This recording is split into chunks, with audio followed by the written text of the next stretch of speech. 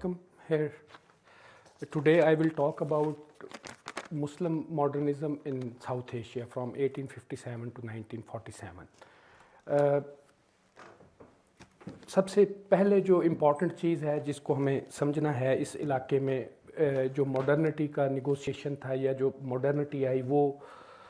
पसंद आप करें या ना करें वो अंग्रेज़ के आने के साथ हुई। तो अंग्रेज़ जब इधर आया तो वो अपने साथ नए ख़यालात और बुनियादी तौर पे इनलाइटनमेंट के आइडियाज़ जो थे वो 19th सेंचुरी के आगाज़ से जो है वो वेस्टर्न वर्ल्ड के अंदर बहुत तेज़ी से फैल रहे थे और वहाँ की यूनिवर्सिटीज़, वहाँ के स्कॉलर्स जो हैं वो बहुत क्रिटिकल हो रहे थे जो पुराना ऑर्डर था, जिसमें इम्पॉर्टेंट चीज़ जो इनलाइटनमेंट के जो बड़े एस्पेक्ट्स हैं या जो बड़े फीचर्स हैं उनमें सबसे इम्पॉर्टेंट चीज़ जो थी वो एक तो ये था कि secularisation, this is very important. उससे पहले जो है वो तकरीबन तमाम जो नॉलेज था वेस्ट के अंदर भी वो रिलीजियस ओरिएंटेड था। तो जो इनलाइटनमेंट चूँकि जो है वो इन ख़यालात को उसने चैलेंज किया और रैशनल अप्रोच की तरफ बात की गई और मादा और मादी चीज़ों को जो है वो प्रायोरिटी दी गई बजाय के सुपर नेचुरल एलिमेंट्स की तरफ। तो एक तो ये चीज़ थी। दूसरा साइंस जो है वो आगे निकल रही थी। बहुत सारे जो रिलीजियस ख़यालात थे उसको साइंस की वजह से काफ़ी मुश्किल का सामना था पढ़े लिखे लोगों के दरमियान। तो जैसे ही और उसके साथ साथ इन्वेंशंस हो रही थी, बड़ी बड़ी इन्वेंशंस थी जिन्होंने जो है वो आम लोगों के लिए जो है वो हैरान कर देने वाली चीज़ें आ रही थी। तो हिंदुस्तान में अंग्रेज़ जब आया तो वो अपने साथ वो वाले ख़यालात लाया। उन ख़यालात के साथ किसी हद तक जो है वो हुकूमत जो है जब उन्होंने 1757 में ब्रिटिश ईस्ट इंडिया कंपनी ने तकरीबन 100 साल पहले 1857 से बंगाल को कब्ज़े में किया और उसके बाद वहाँ पे अपना जो नज़रियात हैं उसके तहत हुकूमत जब स्टार्ट की तो ये एक बिल्कुल इंटरेस्टिंग सी डेवलपमेंट थी। लाइक एक छोटी सी चीज़ मैं आपको उसमें बताता हूँ कि लॉर्ड क्लाइव जो है वो जब 1757 में उसने वो जंग जीत ली और वो निकला घूमने के लिए इलाके में, तो वहाँ पे उसने पूछा कि ये ज़मीन किसकी है, सारी ज़मीन जो बंगाल की थी। तो उसने कहा ज़मीन तुम्हारी है because you R a king. और हिंदुस्तान के अंदर जो ज़मीन है वो land always belong to the king. यहाँ पे वो प्राइवेट प्रॉपर्टी का जो तसव्वुर था वो उस तरह मौजूद नहीं था। जब बादशाह तब्दील होता था तो नीचे तक सारी ओनरशिप लैंड की जो है वो अपने बंदे पिछले बादशाह के लोगों को साइड लाइन कर दिया जाता था या मार दिया जाता था या वो खुद ही छोड़ जाते थे और नए जो उसके लोग होते थे वो उस ज़मीन पे काबिज़ हो जाते थे। तो उसने कहा कि ऐसे नहीं हो सकता क्योंकि वेस्ट के अंदर जो प्राइवेट प्रॉपर्टी का तसव्वुर है वो बहुत पुराना था। तो उन्होंने क्या किया कि यहाँ पे परमानेंट सेटलमेंट कर दी लैंड की 1793 में बंगाल के अंदर, जिससे ये हुआ कि जहाँ पे जो लोग बैठे हुए थे तो उनको उन्होंने मैयर करके वो ज़मीन उन्हीं लोगों को दे दी और उनको कहा कि थोड़ा सा जो है वो आप एक टैक्स देंगे और वो टैक्स जब तक आप देते रहेंगे तो आप इस ज़मीन के मालिक हैं, गवर्नमेंट इसको कुछ भी नहीं कहेगी। तो इस तरह से जो है वो और फिर उनका जो फ़ौज था वो जदीद चीज़ों के ऊपर उन्होंने कंपनी ने फ़ौज में लोगों को भर्ती करना शुरू किया, लोकल लोगों को, और उनको वो पहली दफ़ा जो है घोड़ा भी देते थे, तलवार भी देते थे, बंदूक भी देते थे और साथ उनको जो है वो मंथली सैलरी भी देते थे, जो कि तसव्वुर नहीं था इस तरह। वो पहले जो लोग होते थे वो घोड़ा भी अपना लेके आते थे और वो जंग जीत जाते थे तो वो कहते थे वॉर बूटी में से आप अपना हिस्सा जितना कोई लेना चाहता है वो अपना हिस्सा ले ले। लेकिन इन्होंने उनको ये भी कहा कि हम आपको पर मंथ जो है वो सैलरी देंगे, वो एक जदीद सिस्टम में। और अगर आपको कुछ हो जाता है, आप कुछ ज़ख्मी हो जाते हैं या आप मर जाते हैं उसके अंदर, तो फिर आपको जो है वो हम पेंशन भी देंगे, आपके बच्चों का भी ख्याल रखेंगे। तो ये वो चीज़ें थी जिन्होंने जो है यहाँ की मकामी पॉपुलेशन के अंदर बड़ा एक जो है ना वो बहुत सारे लोग ब्रिटिश ईस्ट इंडिया कंपनी की फ़ौज में शामिल हो गए, उसकी जो है वो उसका जो सिविल सेटअप था उसमें शामिल हो गए। तो इस तरह करके जो है वो क्योंकि वो एक बिल्कुल नई चीज़ें थी और वो बड़ी प्रैक्टिकल चीज़ें थी लोगों के लिए, तो बहुत सारे लोगों ने उसको किया। अब इसी तरह जब इस तरह के ख़यालात आए और جنگ میں بھی ظاہر ہے ان کے پاس ٹیکنالوجی بہتر تھی, بڑے کم لوگ تھے, وہ ہندوستان کی بہت بڑی آبادی تھی, لیکن وہ جو ان کی گن تھی وہ آپ کی تلواروں سے بہتر تھی.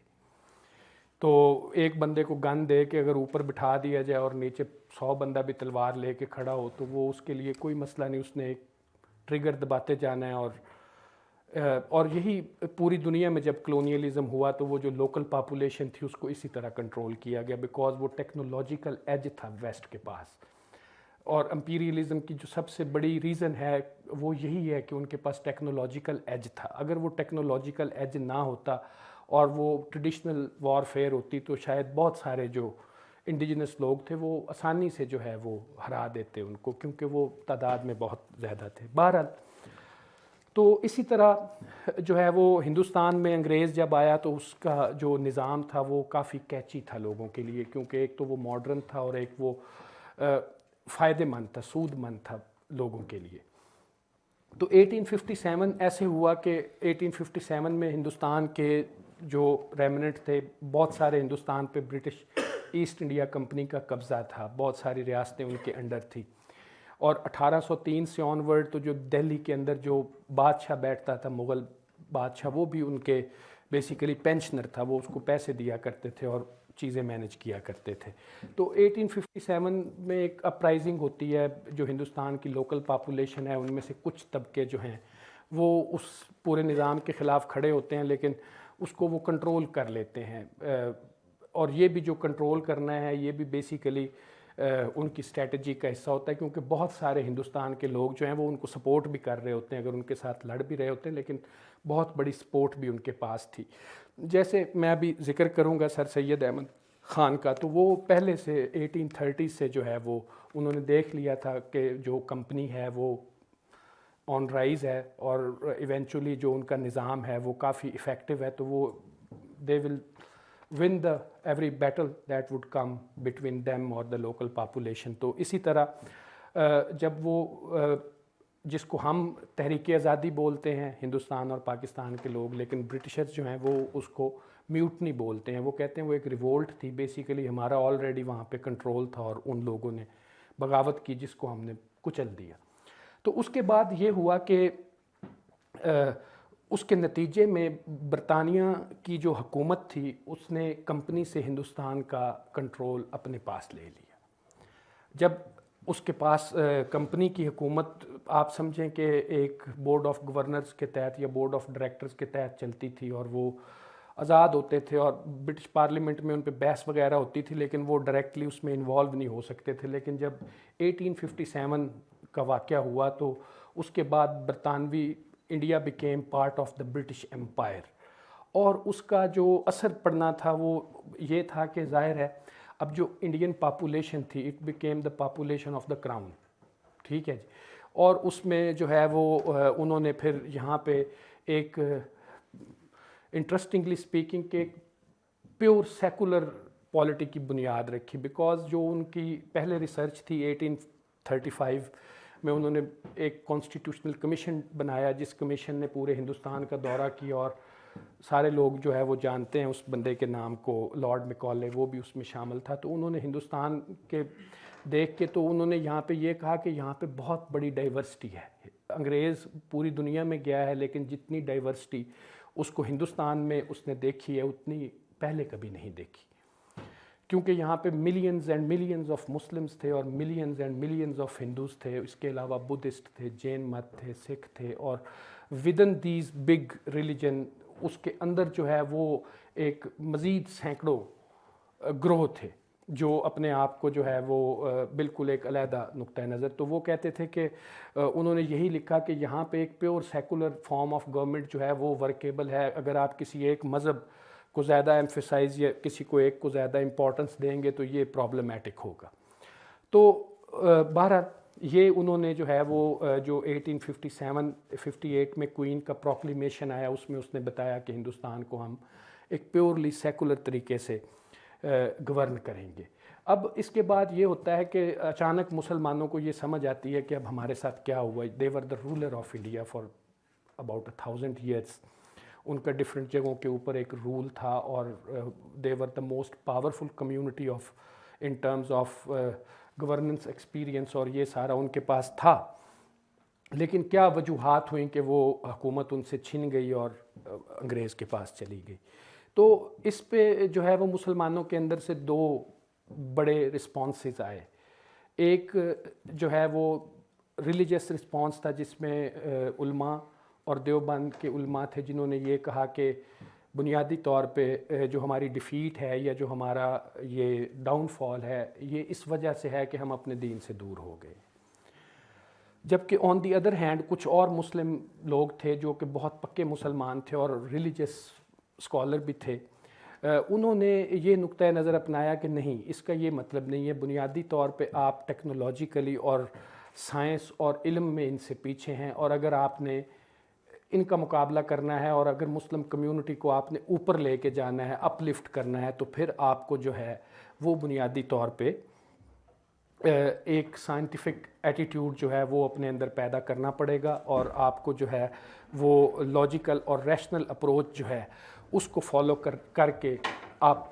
جو ہے وہ اپنی قوم کے لیے جگہ بنا سکتے ہیں. اس کے ساتھ ساتھ کچھ اور ڈیولپمنٹس بھی ہوئیں. ان ڈیولپمنٹس میں یہ تھا کہ انگلش لینگویج جو ہے وہ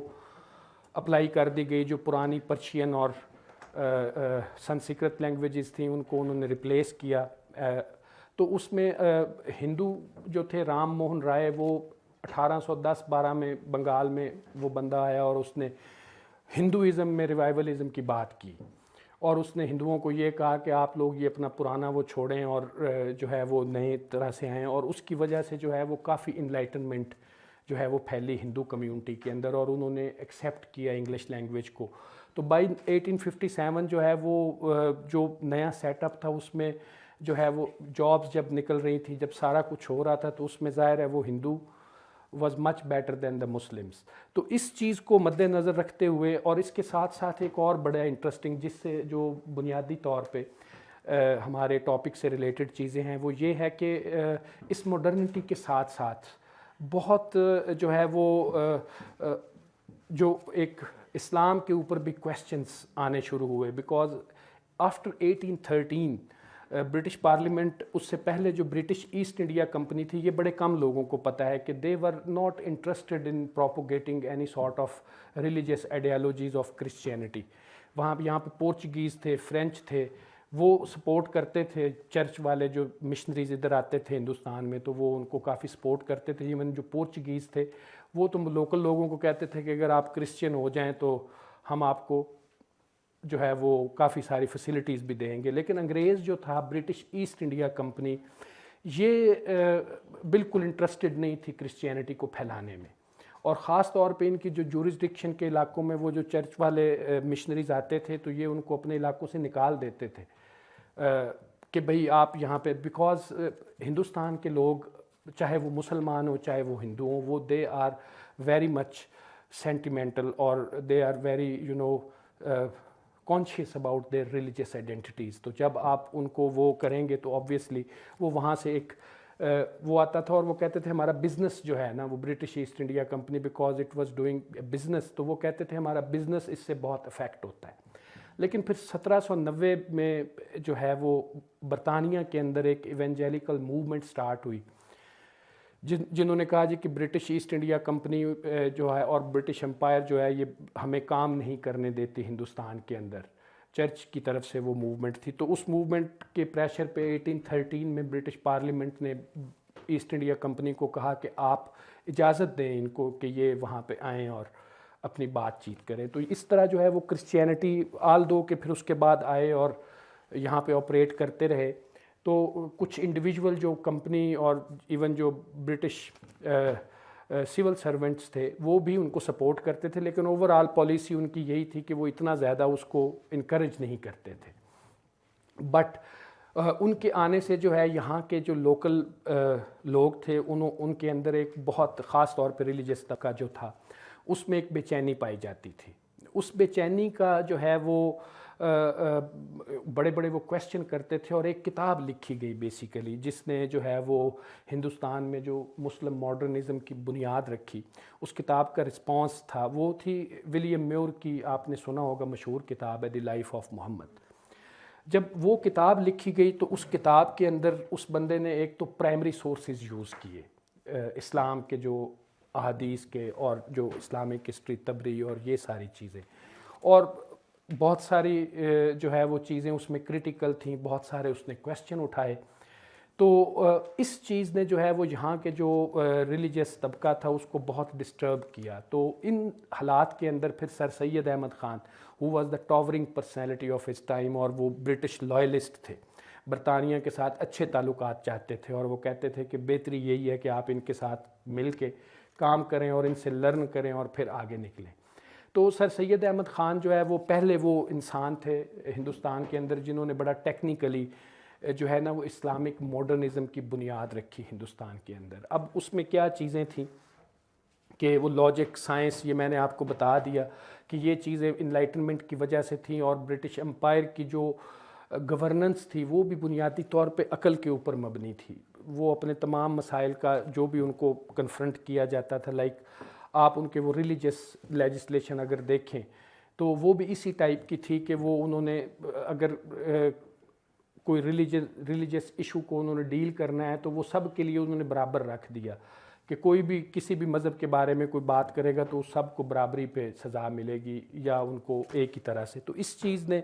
جو ہے وہ ایک سارٹ آف بیلنس بھی کریٹ کیا کہ سب لوگوں کو یہ پتہ تھا. اور پہلی دفعہ جو ریاست ہے ماڈرن اسٹیٹ سٹرکچر جو ہے وہ انٹروڈیوس ہوا، جس سے جو ہے وہ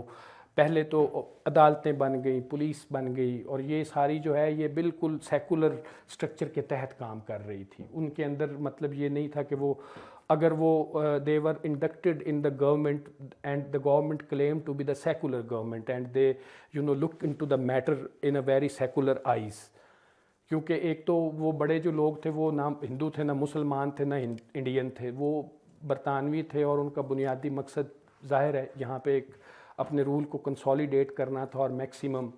فائدہ اٹھانا تھا اس علاقے سے. تو اس وجہ سے وہ چاہتے تھے کہ جو ریلیجس پرابلمز ہیں نا ان کو وہ منیمائز کیا جائے. تو اسی لیے وہ اگر آپ دیکھیں ان کے دور کے اندر تو بہت کم ہندو مسلم فسادات ہوتے تھے، لیکن اتنے زیادہ نہیں. اگر وہ ہوتے تھے تو وہاں پہ وہ فوراً جا کے ٹیک اپ کرتے تھے اور لوگوں کو پروسیکیوٹ کرتے تھے جو ہوتے تھے. تو اس سے وہ چیزیں کافی بہتر رہیں انٹل 1920s وغیرہ میں. پھر وہ زیادہ جب ریلیجس ٹینشنز جو ہیں یا ریلیجس آئیڈینٹیٹیز جو ہیں وہ زیادہ شارپن ہونا شروع ہوئیں تو اس کے بعد وہ چیزیں کافی آؤٹ آف کنٹرول ہو گئی. تو سب سے پہلے جو لائف آف محمد کا جواب دیا سر سید احمد خان نے، انہوں نے ایک کتاب لکھی خطبات احمدیہ کے نام سے، جس میں بنیادی طور پہ sir Syed went to England all the way England. وہاں پہ انہوں نے وہ میتھڈولوجی سیکھی جس میں جو ماڈرن میتھڈولوجی تھی کتاب لکھنے کی، اور وہاں پہ انہوں نے جا کے پرائمری سورسز اسلام کے نکالے اور انہوں نے بیسیکلی اس چیز کا اس کو ریشنلائز کیا. اب یہ تھا کہ جو ایک پرابلم آپ نے ابھی بھی دیکھا ہوگا کہ سلمان رشدی کا ایشو آپ دیکھتے ہیں، ٹھیک ہے، جس نے جب پہلی وہ سیٹنک ورسز لکھی تو اس کے خلاف ظاہر ہے اس وقت فتوے دیے گئے، بٹ اس کا جو ایکڈیمک جواب ہے وہ کسی بندے نے نہیں دیا انلیس وہ ایک کلکتہ یونیورسٹی کے پروفیسر تھے ڈاکٹر رفیق ذکریہ. انہوں نے محمد اینڈ قرآن کے نام سے ایک کتاب لکھی جس میں انہوں نے ایک ایک چیز کو چیلنج کیا کہ جو آپ کی اسرشنز ہیں وہ بنیادی طور پہ انہوں نے اسلام کا ایک اور رخ جو ہے وہ اچھی کتاب ہے، آپ کو whenever you get a time تو وہ کتاب آپ ضرور دیکھیں. اچھا، اب یہ تھا کہ سر سید جو ہے وہ جب آئے تو ان کو بہت زیادہ اس طرح کے مسائل کا سامنا کرنا پڑا. ایک تو وہ کتاب انہوں نے لکھ دی جس میں انہوں نے بنیادی طور پہ آگے آ کے میں آپ کو بتاتا ہوں کہ یہاں سے بھی اہل قرآن موومنٹ سٹارٹ ہوتی ہے مسلمانوں کے اندر، بیکاز انہوں نے کہا کہ یہ جو حدیث کا لٹریچر ہے جہاں سے آپ نے بہت ساری چیزیں نکالی ہیں یہ اتھینٹک نہیں ہے، اور انہوں نے اس سے انکار کیا اور انہوں نے جو ہے وہ ایک ریشنلائز کرنے کی چیزیں کی. اور اس کے بعد انہوں نے قرآن کی ایک تفسیر لکھی. اس تفسیر کے اندر بھی انہوں نے جو پرانا معتزلائٹ آئیڈیالوجی تھی اس کو ٹیک اپ کیا، اور انہوں نے یہ بتایا کہ بیسیکلی اسلام کے اندر ریشنلٹی کی جو ٹریڈیشن ہے وہ بڑی پرانی ہے، اور انہوں نے ریشنلائز مثلاً انہوں نے جنوں کو ماننے سے انکار کیا، فرشتوں کو اس طرح ماننے سے انکار کیا. اسی طرح جو ہے وہ یجوج مجوج کا ایک ذکر قرآن شریف میں آتا ہے. انہوں نے اس کے بارے میں یہ کہا کہ یہ چائنیز ہیں، بیکاز انہوں نے وہ ایک پوری دیوار چین بنائی تو ایک it was an effort actually to rationalize the things. اچھا اسی طرح جنوں کے بارے میں انہوں نے یہ بتایا کہ بنیادی طور پہ یہ جو ان سیولائزڈ قومیں تھیں یہ ان کو کہا گیا ہے. پھر جب وہ سیولائزڈ ہو جاتی ہیں تو وہ جن سے انسان بن جاتی ہیں لائک دیٹ. اچھا اسی طرح جو معراج کا واقعہ تھا, ٹھیک ہے جی, اس پہ انہوں نے یہ بات کی کہ یہ basically prophet peace be upon ہم کا جو ہے وہ ایک اسپرچول ایکسپیرینس ہے, جو ان کا وہ بدنی یا فزیکل ہم لوگ کہتے ہیں, اس کو انہوں نے کہا کہ ایسا نہیں ہو سکتا. اچھا اسی طرح پھر انہوں نے جو ہے وہ ایک کتاب لکھی تبین الکلام. تبین الکلام جو ہے یہ basically he translated some portions of Bible, اور اس میں بھی انہوں نے یہ کوشش کی کہ جس طرح قرآن ہے اس طرح یہ بھی خدا کا کلام ہے. تو it was also an effort to create a good relationship between Christians and Muslims. ٹھیک ہے, اس کے علاوہ انہوں نے جو ہے وہ اور مطلب چیزیں, ایک کتاب انہوں نے لکھی کہ ہاؤ ٹو, کیونکہ مسلمانوں کے اندر ایک اور مسئلہ تھا کہ کرسچنز کے ساتھ کھانا پینا جائز ہے یا نہیں ہے, تو یہ انہوں نے لکھا کہ یہ بالکل جائز ہے. اس کے علاوہ اور بڑے مسائل پیدا ہونا شروع ہو گئے, لائک جیسے ٹرین آئی تو علماء نے جو ہے وہ فتویٰ دیا کہ وہ پرانی ٹرینیں آپ کو یاد ہیں, اس کا وہ وائٹ ایک, وہ کہتے تھے یہ ایک آنکھ والا دجال ہے, اس پہ جو بندہ بھی بیٹھے گا تو اس کا نکاح ٹوٹ جائے گا اور وہ دائرہ اسلام سے خارج ہو جائے گا. اب ان چیزوں کو سر سید اپنے تہذیب الاخلاق انہوں نے ایک رسالہ نکالا جس کے اندر انہوں نے ان چیزوں کو کاؤنٹر کیا کہ نہیں یہ کوئی دجال نہیں ہے, نہ اس سے آپ کا کہ یہ ایک موڈ آف ٹریولنگ ہے جس میں آپ پہلے دنوں میں سفر کرتے تھے, اب آپ گھنٹوں میں سفر کریں گے. اچھا اسی طرح ویکسینیشن, پہلا بل جو ہے وہ سر سید نے اس میں ان کو کہا کہ آپ کمپلسری, کیونکہ آپ نے اپنے بزرگوں کو دیکھا ہوگا کہ بہت بڑے بڑے ان کے نشان ادھر لگے ہوتے تھے, تو وہ پرانے دور میں یہ چیچک وغیرہ اور اسمال پاکس ان سے لوگ جو ہے وہ مرتے تھے. تو وہ جب ویکسینیشن آئی تو وہ جیسے آج پولیو کے ڈراپس کے اوپر آپ کو ڈیبیٹ نظر آتی ہے, تو یہ بنیادی طور پہ اسی وقت کی ڈیبیٹ ہے. تو علماء نے جو ہے وہ دے ریفیوزڈ, اور انہوں نے کہا کہ ایسا نہیں کرنا چاہیے, لیکن سر سید نے بتایا کہ یہ آپ کی بہتری کے لیے ہے. اسی طرح جو ہے وہ انہوں نے جو ہے وہ یہ لاؤڈ سپیکر ہے, اس کے اوپر بھی گفتگو ہوئی, لیکن وہ سر سید نے کہا کہ یہ بھی اس کا بھی اسلام سے تعلق نہیں ہے, اپنی آواز کو اونچا کرنے کے لیے استعمال ہوتا ہے, کوئی بھی چیز اس کو استعمال کی جا سکتی ہے. اس طرح اور گھڑی, ٹھیک ہے جی, یہ جب پاپولر ہوئی, عام ہوئی, اس سے پہلے تو لوگوں کے پاس وہ گھڑیاں نہیں تھیں, تو اس کے اوپر بھی فتاویٰ آئے کہ جی گھڑی کو استعمال کرنا چاہیے یا نہیں کرنا چاہیے, اور خاص طور پہ نماز کے وقت میں استعمال کریں کہ نہ کریں. تو اس پہ بھی انہوں نے کہا کہ نہیں. تو یہ وہ چیزیں تھیں جنہوں نے نا وہ اور ایک پیس سیٹ کی, اور اس طرح جو ہے وہ مطلب لوگوں نے جو ہے نا وہ ایک it was an effort from the Muslim side to create a balance اور to present Islam as a logical اور as modern religion as can be. ٹھیک ہے جی. اور لیکن سر سید کا جو نقطۂ نظر تھا وہ بنیادی طور پہ اپولوجیٹک تھا. ان کا جو تھا وہ اپولوجیٹک تھا, وہ اپنی اپروچ کے اندر جو ہے وہ مطلب اتنے اگریسو نہیں تھے. اور کچھ اسکالر تو یہ کہتے ہیں کہ وہ مطلب اس اپولوجیٹک پرسپیکٹو کے اندر چونکہ وہ بہت زیادہ کام کر رہے تھے انگریزوں کے ساتھ, تو وہ انہوں نے چیزوں کو جو ہے نا وہ بہت ہی ڈیفینسو پہ چلے گئے, اور اس وجہ سے وہ جو ہے نا وہ صحیح حقیقی جو ماڈرن اسلام تھا اس کو وہ اس طرح ریپرزینٹ نہیں کر سکے. بٹ سر سید کا جو کنٹریبیوشن تھا وہ بہت بڑا کنٹریبیوشن تھا. مثلا انگلش ایجوکیشن کی بات کر لیں تو وہ سب سے پہلے اس نے اتنی بڑی جو مسلمان بالکل نہیں چاہتے تھے کہ ماڈرن ایجوکیشن کریں, وہ کہتے کہ we should stick with our own tradition, لیکن انہوں نے کہا کہ اگر آپ اس پہ رہیں گے تو پھر آپ آگے نہیں بڑھ سکتے. تو انہوں نے وہ ایک بالکل پہلے آپ کہہ لیں کہ ایک انگریزی میڈیم اسکول کی بنیاد رکھی, اور بعد میں وہ کالج بنا, یونیورسٹی بنی. آج بھی جو ہے وہ it is one of the oldest university of India, اور وہ اپنا کام کر رہی ہے. تو سر سید کی اسی یونیورسٹی سے پھر جو ہے نا وہ اسلامک ماڈرنزم کی بڑی اور جہتیں نکلی. مثلا شبلی نعمانی, اسلامک ہسٹری کے بارے میں وہ بہت بڑا پرابلم تھا. ولیم میور وغیرہ جو تھے انہوں نے بہت کیا, لیکن شبلی نعمانی نے پھر کیا کیا کہ اس نے بھی جو ہسٹری لکھی یا اس نے پھر کتابیں لکھی بڑے بڑے اسکالرز آف اسلام، تو انہوں نے اس ہسٹری کو ماڈرنائز کیا، اس میں سے جتنے اللاجیکل اور ارریشنل ایلیمنٹس تھے وہ سارے نکالے اور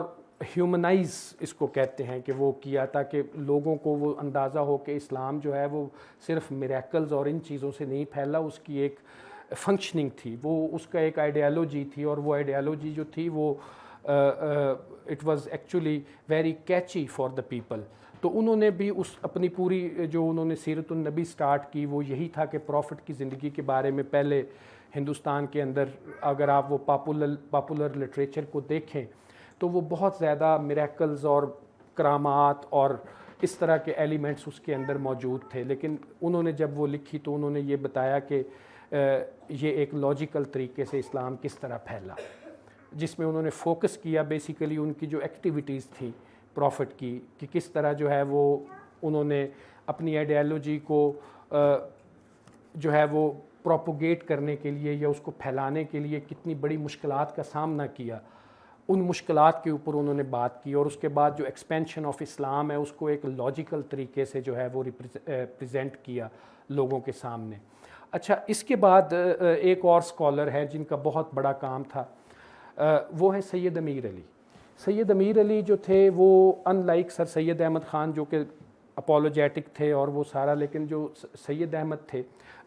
سید امیر علی جو تھے، سید امیر علی وہ ایک تو ان کا بیک گراؤنڈ بہت سٹرونگ تھا، انہوں نے شروع سے انگریزی زبان پڑھی تھی، پھر اسلامک لاء میں ان کا وہ انہوں نے لاء کیا، پھر وہ انگلینڈ میں رہے، پھر وہ ہندوستان واپس آئے، اور ان کا جو عربک کے اوپر ان کی کمانڈ تھی، تو انہوں نے پھر ایک کتاب لکھی دی اسپرٹ آف اسلام۔ آج بھی وہ کتاب جو ہے آج کے پاکستان میں جو کہ بڑا تبدیل ہو چکا ہے، اور اس میں بڑی ضرورت ہے ہمیں اس طرح کی نظریے کی کہ وہ اسلام کی ایک پروگریسو شکل کو سامنے لایا جائے، جو کہ جو بہت زیادہ اوور شیڈو ہو گئی ہے پچھلے 75 ایئرس کے اندر۔ تو وہ جو کتاب تھی وہ بھی بیسیکلی اب اس میں انہوں نے وہ والے ایشوز جیسے سلیوری، اس پہ مسلمانوں کے اوپر بہت بڑا وہ کرتے تھے، اور ٹالرنس اور ان ساری چیزوں کو، تو اسپرٹ آف اسلام میں انہوں نے بڑا aggressively with the support of many primary sources انہوں نے جو ہے وہ ایک ماڈرنسٹ اپروچ اسلام کی جو ہے وہ پیش کیا، اور اسلام کو ایز اے ماڈرن ریلیجن کے طور پہ پیش کیا جو کہ ایکسیپٹیبل ہو ایک ماڈرن مائنڈ کے لیے۔ تو یہ کتاب جو تھی اس نے بڑا زبردست رول پلے کیا، جن جن مسلمانوں نے اس کو پڑھا وہ دے ور امپریسڈ، اور آج بھی وہ کتاب عام مارکیٹ سے مل جاتی ہے اور پڑھنے کے ساتھ تعلق رکھتی ہے۔ اس میں ایک ڈیفرنٹ پرسپیکٹیو آپ کو اسلام کا نظر آتا ہے، جو کہ آپ ایک مین سٹریم میڈیا میں دیکھتے ہیں یا مین سٹریم اپنے محلے گلی کے اندر جو ایک سیٹ اپ ہے اس سے وہ بالکل مختلف ہے۔ تو اس طرح کر کے جو اسی طرح نان مسلم کے ساتھ جو ریلیشن شپ ہے، سر سید نے بھی اس پہ لکھا، لیکن جو امیر علی نے لکھا وہ بہت زیادہ ایکیڈیمکلی ساؤنڈ تھا، اور اس چیز نے جو ہے وہ مطلب ایک زبردست بیس پرووائڈ کی جو فیوچر میں مسلمان جو آئے۔ اچھا، اسی طرح اہل قرآن وہاں سے سٹارٹ ہو گئے، ٹھیک ہے جی۔ اہل قرآن وہ لوگ تھے جنہوں نے کہا کہ یہ جو حدیث کا لٹریچر ہے اس کو ہم اتھینٹک نہیں مانتے، اور خاص طور پہ انہوں نے یہ بات کی کہ جو حدیث قرآن کے آیت کے ساتھ میل نہیں کھاتی وہ ٹھیک نہیں ہو سکتی۔ یہ ان کا بنیادی نقطہ تھا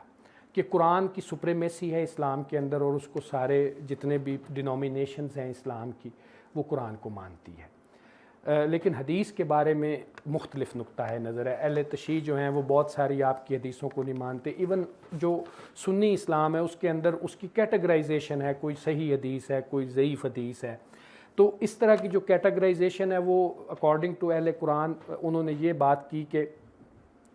یہاں پہ جو ہے وہ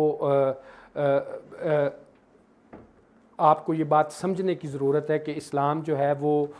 صرف آپ قرآن کے تحت اس کو اگر دیکھیں گے تو زیادہ بہتر طریقے سے آپ اس کو انڈرسٹینڈ کر پائیں گے۔ تو اس طرح سے اب بہت بڑا اس میں جو ہے وہ ایشو کریٹ ہو گیا، بہت بڑے جو علماء تھے اور انہوں نے ان لوگوں کو کافر قرار دینا شروع کیا، لیکن چونکہ وہ برٹش امپائر کے ٹائم پہ کافی مضبوط تھی حکومت، اور اس طرح کے جو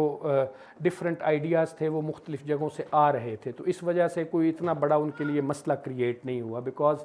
ایک بہت پڑھے لکھے لوگ جو تھے وہ کہتے تھے کہ یہ ٹھیک ہے، یہ باتیں جو کر رہے ہیں وہ ساری کی ساری باتیں جو ہیں وہ ٹھیک ہیں۔ اچھا، اس کے بعد جو ہے وہ ابو الکلام آزاد ایک اور آل دو کہ پاکستان کی سیاست میں ان کا جو سیاسی نقطہ نظر ہے اس سے جو ہے وہ میل ہمارے نقطہ نظر سے نہیں کھاتا، لیکن جو ان کا ریلیجس کنٹریبیوشن ہے اس پہ ان کے بڑے بڑے جو ناقد ہیں یا جو کرٹیک کرتے ہیں وہ بھی مانتے ہیں کہ he had a huge respect for his religious ideas. تو وہ پہلا بندہ تھا جس نے اسلام کو مزید جو ہے وہ مطلب وہ ایک ٹریڈیشنل عالم تھا ابو الکلام آزاد، وہ ایسا نہیں تھا کہ جیسے سر سید احمد خان تھے یا سید امیر علی تھے جو کہ مطلب وہ بالکل سوٹڈ بوٹڈ اور ان کا جو لائف سٹائل تھا وہ سارا ویسٹرن تھا۔ اب یہ ایک تو ان کا فیملی بیک گراؤنڈ تھا بڑا ریلیجس، اور پھر عربی لینگویج ان کو آتی تھی، پھر انہوں نے مکہ میں چیزیں کو اسٹڈی کیا ہوا تھا، پھر جب وہ ہندوستان آئے تو انہوں نے کمپوزٹ نیشنلزم کی بات کی، کیونکہ اس وقت ایج آف نیشنلزم تھا یورپ کے اندر، اگر آپ کو اندازہ ہو تو 1800 نپولین کے یعنی کہ جانے کے بعد پھر وہ یورپ کے اندر بہت سارے ریولوشنز آئے، ٹھیک ہے جی، اور اسی نیشنلزم کی بیسس پہ جرمنی اور اٹلی کی یونیفیکیشن ہوئی، تو وہ ایج آف نیشنلزم تھا، اور اسی نیشنلزم کی جو سینٹیمنٹس تھے وہ ہندوستان کے اندر جو ہے وہ بھی آ رہے تھے۔ ظاہر ہے وہ اس وقت ایک بڑی امپائر کا حصہ تھا۔ اچھا، اسی مسلم نیشنلزم کی بیسس پہ پھر اینڈ پہ آ کے پاکستان بنا، جبکہ علماء جو تھے یا جو ٹریڈیشنل ریلیجن تھا اس کے اندر تو اسلام کے اندر نیشنلزم کی جگہ ہی نہیں تھی، بیکاز اسلام جو ہے وہ تو امت کا تصور دیتا ہے، اور امت کے تصور کے اندر نیشنلزم جو کہ ایونچولی اور اسینشلی ایک ویسٹرن کانسیپٹ تھا، اس کی اس طرح جگہ نہیں بنتی۔ تو کیا ہوا کہ یہ چیزیں بھی آنی شروع ہو گئیں، اور ابو الکلام آزاد جیسے لوگوں نے اس پہ بات کی کہ یہ بالکل اسلامک ہے، اگر آپ اپنے مطلب ادھر آپ اپنا لوکل نیشنلزم کو، انڈین نیشنلزم کی بات کی انہوں نے، وہ کمپوزٹ والا تھا۔ اچھا، اس کے جواب میں اقبال جو ہے اس نے مسلم نیشنلزم کی بات کرنا شروع کر دی، اور یہ جو آپ بار بار اقبال کا جو سارا سسٹم دیکھتے ہیں، ایک میں آپ کو بات بتاؤں بڑی انٹرسٹنگ، اقبال کا کوئی بہت زیادہ ریلیجس، تو ظاہر ہے وہ ایک عالم نہیں تھے ریلیجس عالم، لیکن اس کے باوجود ان کا جو کنٹریبیوشن ہے ماڈرنٹی اور ماڈرنزم ہندوستان میں جو مسلمانوں کے لیے تھا وہ یہ تھا کہ انہوں نے بنیادی طور پہ یہ جو ڈیموکریسی ہے، یہ جو آپ پاکستان میں دیکھتے ہیں جتنی دفعہ بھی اس کو ڈی ریل کیا گیا ہے، جتنی دفعہ بھی اس پہ شب خون مارا گیا ہے، لیکن ایونچولی پاکستانی قوم کو آپ اتنا کریڈٹ تو دیں کہ یہ پھر 10-12 سال کے بعد then over try to become a democratic country. تو اس کا مطلب یہ ہے کہ کسی نہ کسی لیول میں، کسی نہ کسی آپ کے ڈی این اے کے اندر، آپ کے اندر یہ والی چیز موجود ہے کہ آپ وہ ایک پوری جو ڈکٹیٹرشپ ہے اس کو آپ اس طرح نہیں مانتے۔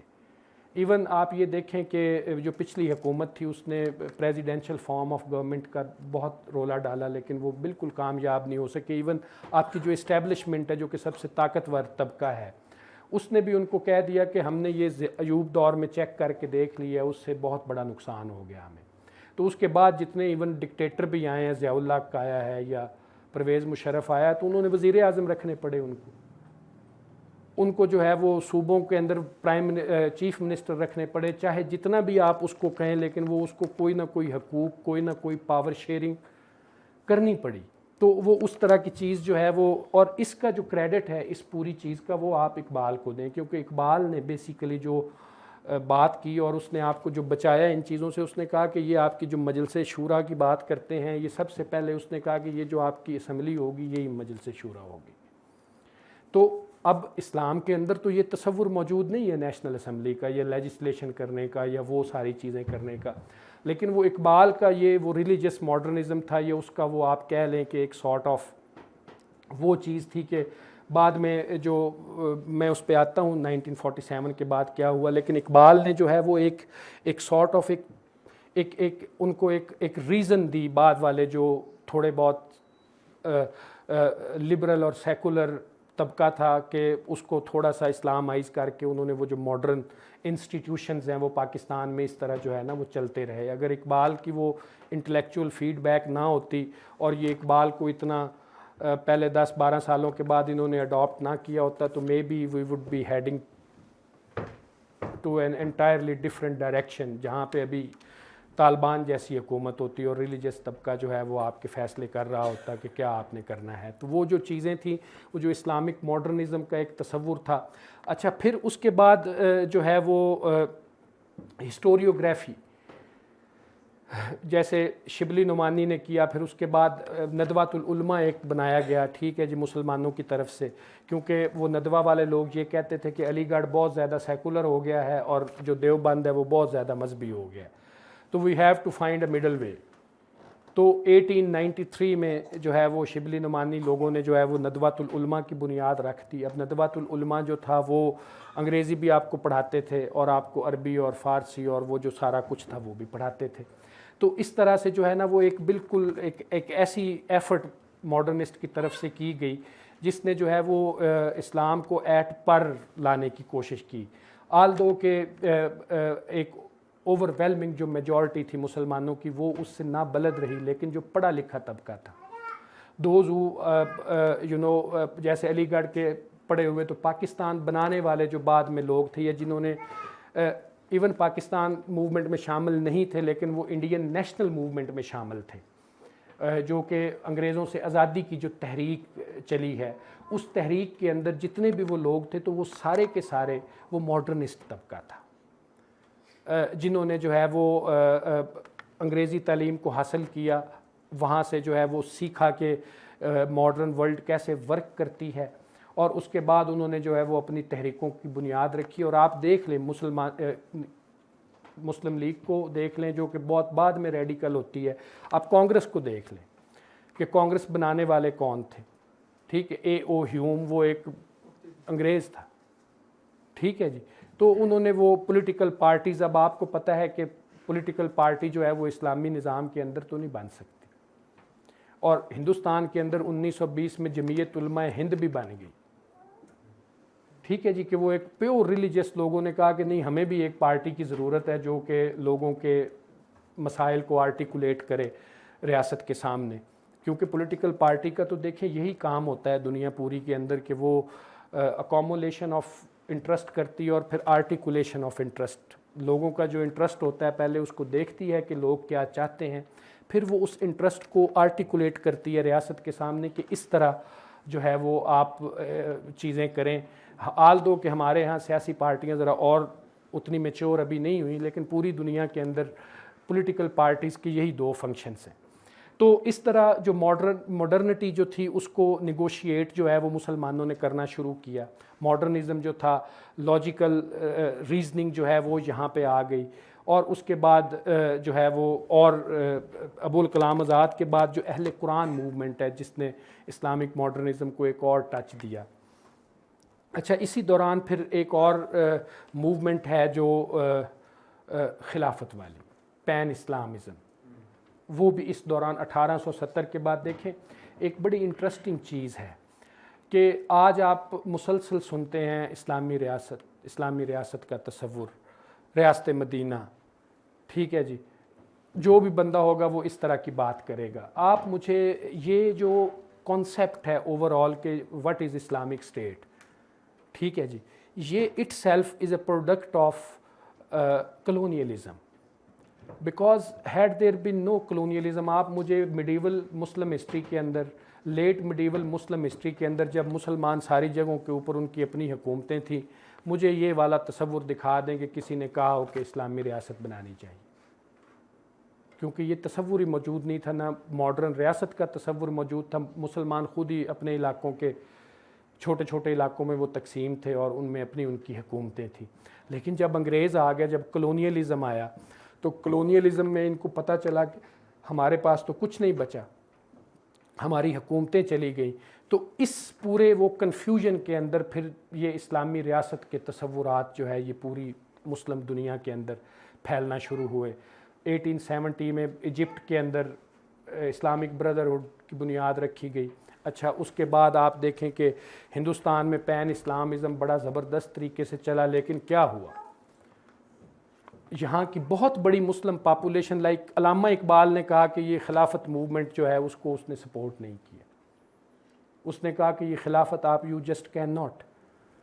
Save the caliphate. Indian Muslim کس طرح کیلیفٹ کو سیو کر سکتے ہیں. اسی طرح قائد اعظم جو تھے وہ اس وقت ایک رائزنگ سٹار تھے, انہوں نے بھی خلافت موومنٹ کو سپورٹ نہیں کیا, کیونکہ یہ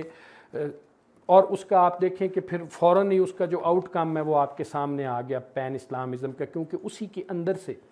وہ ایک ڈبیٹ ہندوستان کے اندر چلنا شروع ہو گئی کہ کیا ہندوستان دارالحرب ہے یا دارالسلام ہے. یہ ڈبیٹ بڑی پرانی ہے اسلام کے اندر, لیکن اس میں وہ یہ تھا کہ دارالحرب وہ جگہ ہے جہاں پہ مسلمان کی حکومت نہ ہو اور مسلمان اپنے مذہبی شاعر کو ادا نہ کر پائے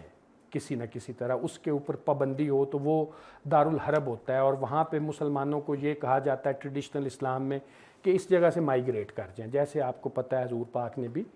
مائیگریٹ کیا, ٹھیک ہے, پروفٹ آف اسلام نے. تو دوسرا اب یہاں پہ جو ہے یہ ڈبیٹ بھی سٹارٹ ہو گئی. تو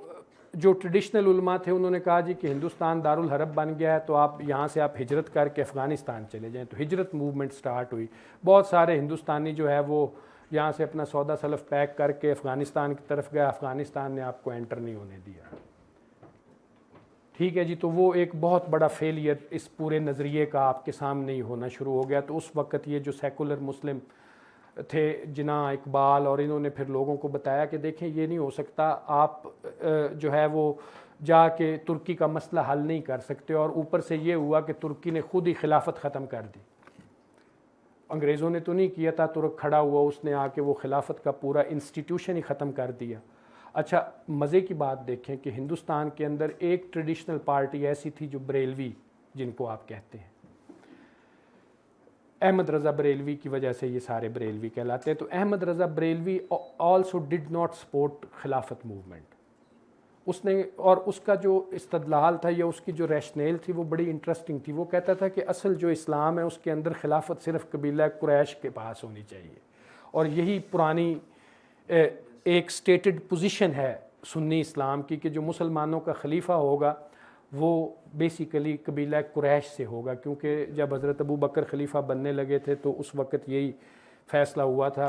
مہاجر اور انصار کی جو ڈبیٹ تھی اس میں انہوں نے کہا جی کہ خلیفہ ایک تو مہاجرین میں سے ہوگا اور دوسرا وہ قبیلہ قریش میں سے ہوگا. تو احمد رضا بریلوی نے کہا کہ جی ترک جو ہیں یہ کس طرح سید ہو سکتے ہیں, یہ تو ہیں ہی نہیں, یہ تو ترک ہیں, یہ تو عرب بھی نہیں ہیں, تو اس لیے ان کی تو ایٹ فرسٹ پلیس یہ خلافت ہی غلط ہے. تو پھر اس کو ریسٹور کرنے کی آپ کو کیا ضرورت ہے. اور دوسری بات جو دارالحرب والے ایشو کے اوپر مسلم سکالرز کے پھر جو ہے وہ انہوں نے کتابیں لکھی, انہوں نے پیمفلٹس لکھے کہ ہندوستان کے اندر مسلمانوں کے اوپر کوئی پابندی نہیں ہے نماز پڑھنے کی, ان کو کوئی نہیں روکتا کہ اب تم نماز نہ پڑھو یا اپنے مذہبی شاعر کو. انگریز حکومت جو ہے وہ تو الٹا مطلب آپ کو پروٹیکٹ کرتی تھی, اگر ہندو کا پروسیشن جا رہا ہے تو اس کے ساتھ بھی پولیس جا رہی ہے کہ اس کے اوپر کوئی اٹیک نہ کرے. مسلمانوں کا اگر 12 ربیع الاول کا جا رہا ہے یا محرم کا جا رہا ہے تو اس کے ساتھ بھی سیکیورٹی موجود, جیسے آج کل آپ دیکھتے ہیں. تو یہ انہوں نے دیا, انہوں نے کہا اس کو وہ سپورٹ کریں, کیونکہ بہت مسائل ہوتے تھے ان کے آپس میں. مسجدوں کے اوپر وہ گانا بجانا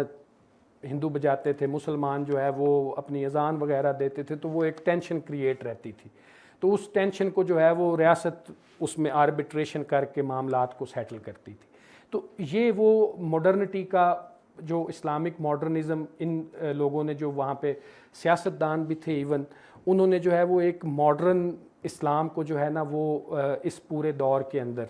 پروموٹ کرنے کی کوشش کی. اب اہل قرآن کی طرف آ جاتے ہیں. سر سید نے تو صرف اتنا کہا تھا کہ جو لاجیکل چیزیں نہیں ہیں ان کو آپ سائیڈ پہ کر دیں, لیکن اہل قرآن والے لوگوں نے کہا کہ نہیں, یہ تو جو حدیث کا لٹریچر ہے یہ زیادہ تر جو ہے وہ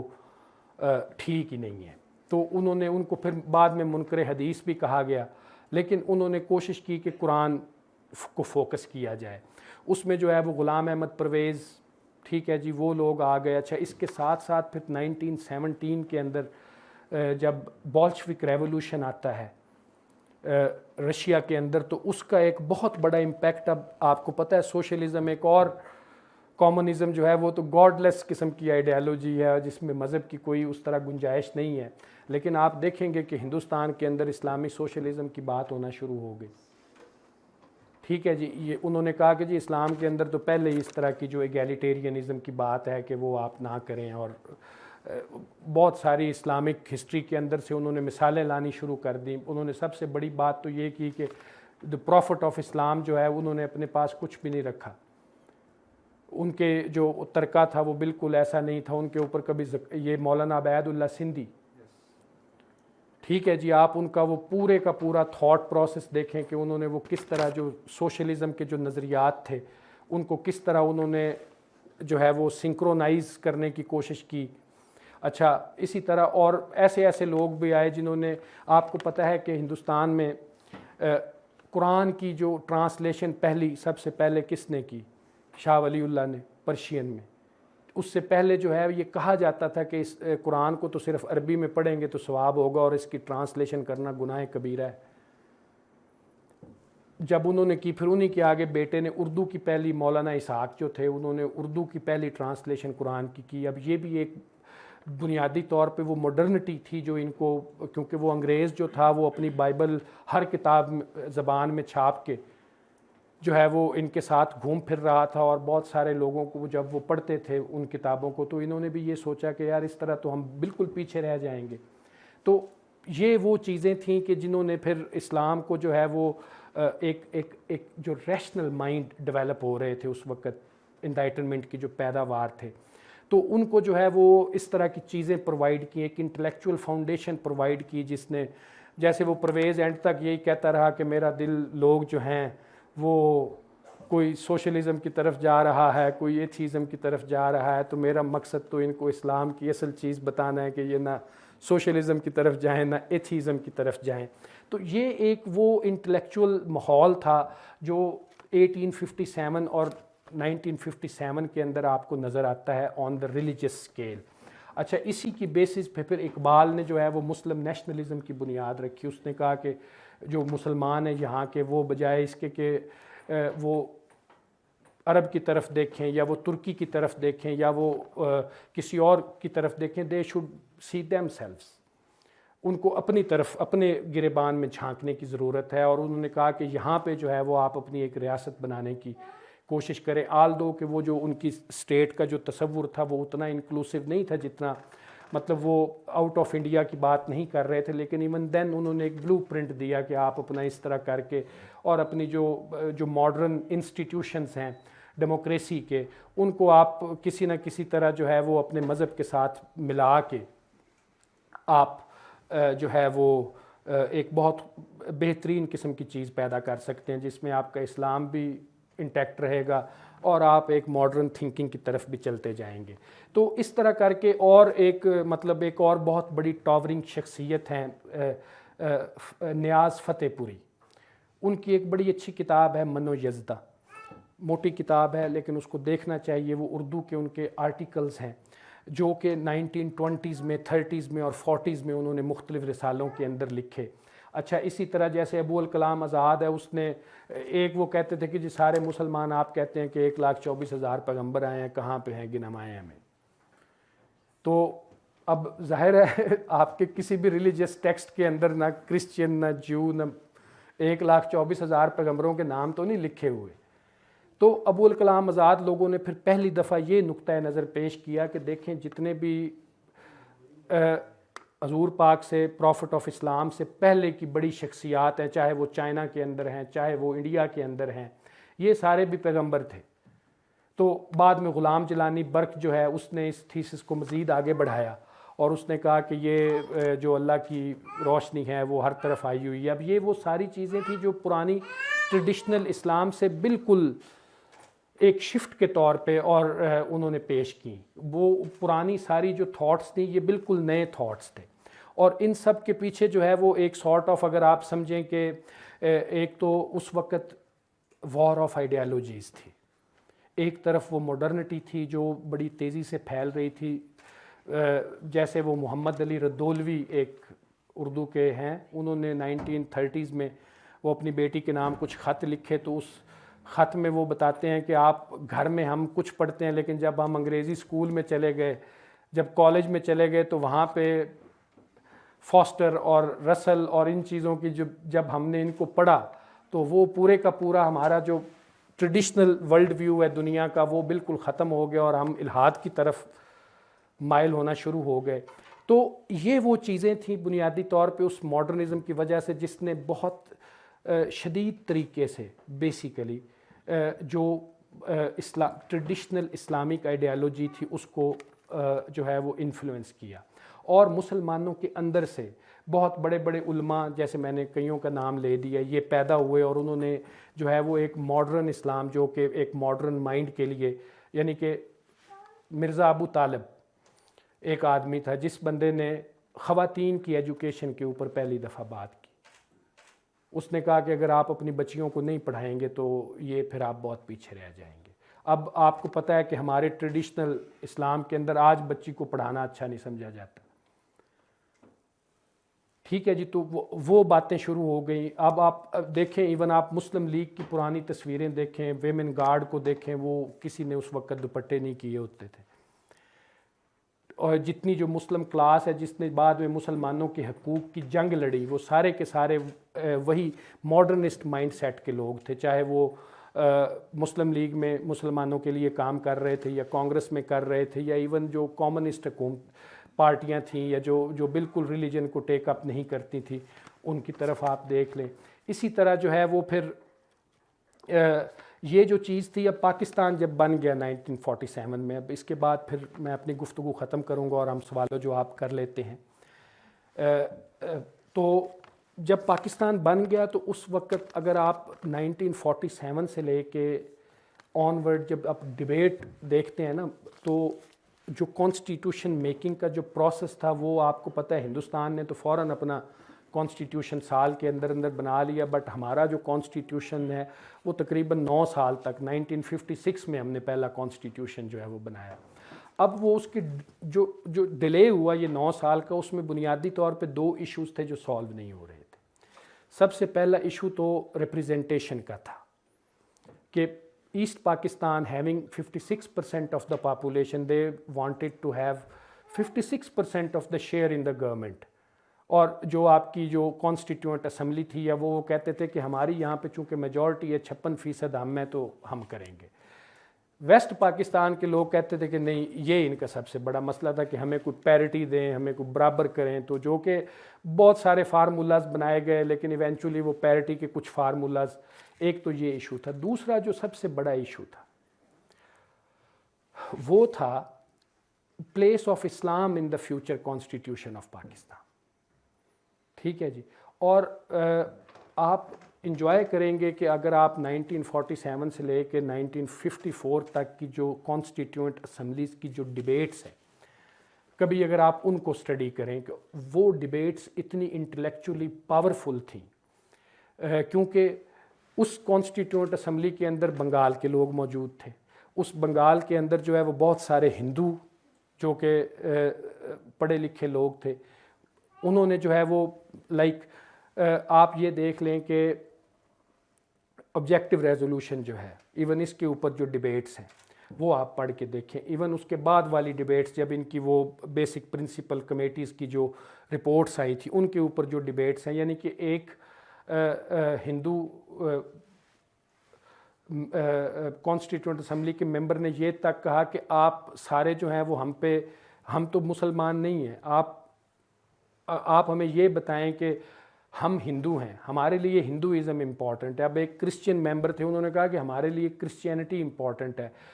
ایک جو تھوڑے لیفٹ کے میاں افتخار الدین تھے، انہوں نے یہ تک کہہ دیا کہ ہر گوالا اپنا دودھ پسند کرتا ہے، ٹھیک ہے، جو ہوگا۔ تو اس لیے اب وہ ڈیبیٹ بہت ہائیلی ہو گئی۔ اب اس میں جو اسلام کا آنا ہے اس میں ایک پرابلم یہ تھا کہ ویسٹ پاکستان سے یہ موومنٹ زیادہ پاورفل تھی، اور یہ کیا کہتے تھے؟ یہ کہتے تھے کہ اسلامی نظام ہوگا تو اس میں جو 20% ہندو جو ہیں یا جو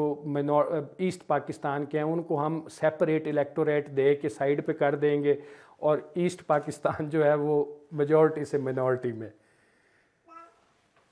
کنورٹ ہو جائے گا. اب یہ بات ظاہر ہے وہ بنگالی اسکالرس کو پسند نہیں تھی یا ان کے وہ لیڈرز کو, تو انہوں نے اس چیز کو بہت ریزسٹ کیا. لیکن ایونچولی اب آپ یہ دیکھیں کہ جب یہ ساری ڈیبیٹ چل رہی تھی تو اس میں کیا ہوا کہ یہ مودودی اور ٹریڈیشنل جو جمعیت علماء اسلام, جو کہ جمعیت علماء ہند سے پاکستان جب بنا تو وہ جمعیت علماء اسلام اس کا نام رکھا گیا. اچھا, جمعیت علماء پاکستان یہ بریلویوں کی جو پارٹی ہے یہ 1948 میں بن گئی, اور ان سب نے جو ہے وہ ایک پوری موومنٹ کا آغاز کیا. جماعت اسلامی اس کو ہیڈ کر رہی, مودودی جو تھے, کہ آپ جو ہے وہ اس کو مکمل طور پہ اور اسلامی حکومت بنائیں. اور انہوں نے 1951 میں اپنے کو جو ہے وہ 21 پوائنٹس کا ایک ایجنڈا بھی دے دیا کہ یہ جو کہ ایک بڑا ٹریڈیشنل قسم کی پالیٹی پاکستان کو بنانا چاہتے تھے. اس موقع پہ جو سیکولر مسلم تھے ان کی مدد کو کون آئے؟ ان کی مدد کو اسلامک ماڈرنسٹ آئے. انہوں نے اقبال کو کوٹ کیا, انہوں نے جو ہے وہ سر سید کو کوٹ کیا. انہوں نے کہا کہ نہیں بھائی یہ جو آپ کا چکر ہے اس کو ہم نہیں افورڈیبل ہمارے لیے ہے. تو وہ جو اسلامک ماڈرنسٹ جو ہے وہ تھاٹ وہ پروپوگیٹ کیا گیا. ایون جو کیونکہ وہ اتنا زیادہ ان کا پریشر تھا ان کے اوپر, آپ ایون اس کی بھی لینگویج آپ دیکھ لیں جو کیا کہتے ہیں آبجیکٹیو ریزولوشن کی آپ لینگویج چیک کر لیں, اس میں وہ یہ ہے کہ اتھارٹی تو خدا کی انہوں نے دے دی, but that authority will be exercised by the people of Pakistan. ٹھیک ہے جی. اب مطلب اس اتھارٹی کو ایکسرسائز ایونچولی لوگوں نے کرنا ہے, تو وہ ڈیموکریٹک ایک چیز انہوں نے ادھر بھی شامل کر دی. اور یہ کھڑے ہو کے جو ہے وہ تقریر بڑے کم لوگوں نے سنی ہے, but it is very good speech to understand Islamic modernism جو لیاقت علی خان نے کی. اس نے کہا کہ یہ ہم نے مطلب ہمارے اوپر بڑے پریشرز ہیں اس طرف, لیکن ہم جا نہیں سکتے, بٹ ہم نے جو اسلام کی ایک پروگریسو شکل دنیا کو دکھانی ہے. اور وہ پروگریس والا جو پرسپیکٹیو ہے وہ پھر جتنے بھی یہ ماڈرنسٹ تھے انہوں نے ان کو انٹلیکچوئل فاؤنڈیشنز پرووائڈ کی, جس کی وجہ سے آپ کی اسمبلی بن گئی. انہوں نے کہا جی یہ لیجسلیٹو اسمبلی ہوگی, لوگوں کو الیکشن کا رائٹ دیا جائے گا. اب یہ جو ساری جو ماڈرن چیزیں ہیں, کیونکہ آپ دیکھیں کہ طالبان ہیں یا جو بھی ہیں وہ الیکشن کو نہیں مانتے, وہ پولیٹیکل پارٹیوں کو نہیں مانتے جو کلاسیکل اسلامک نقطہ نظر ہیں. تو ان ساری چیزوں کو کیسے پھر ہینڈل کیا گیا؟ ان ساری چیزوں کو تھرو مسلم ماڈرنزم, جنہوں نے جو ہے وہ ایک الٹرنیٹیو دیا, اس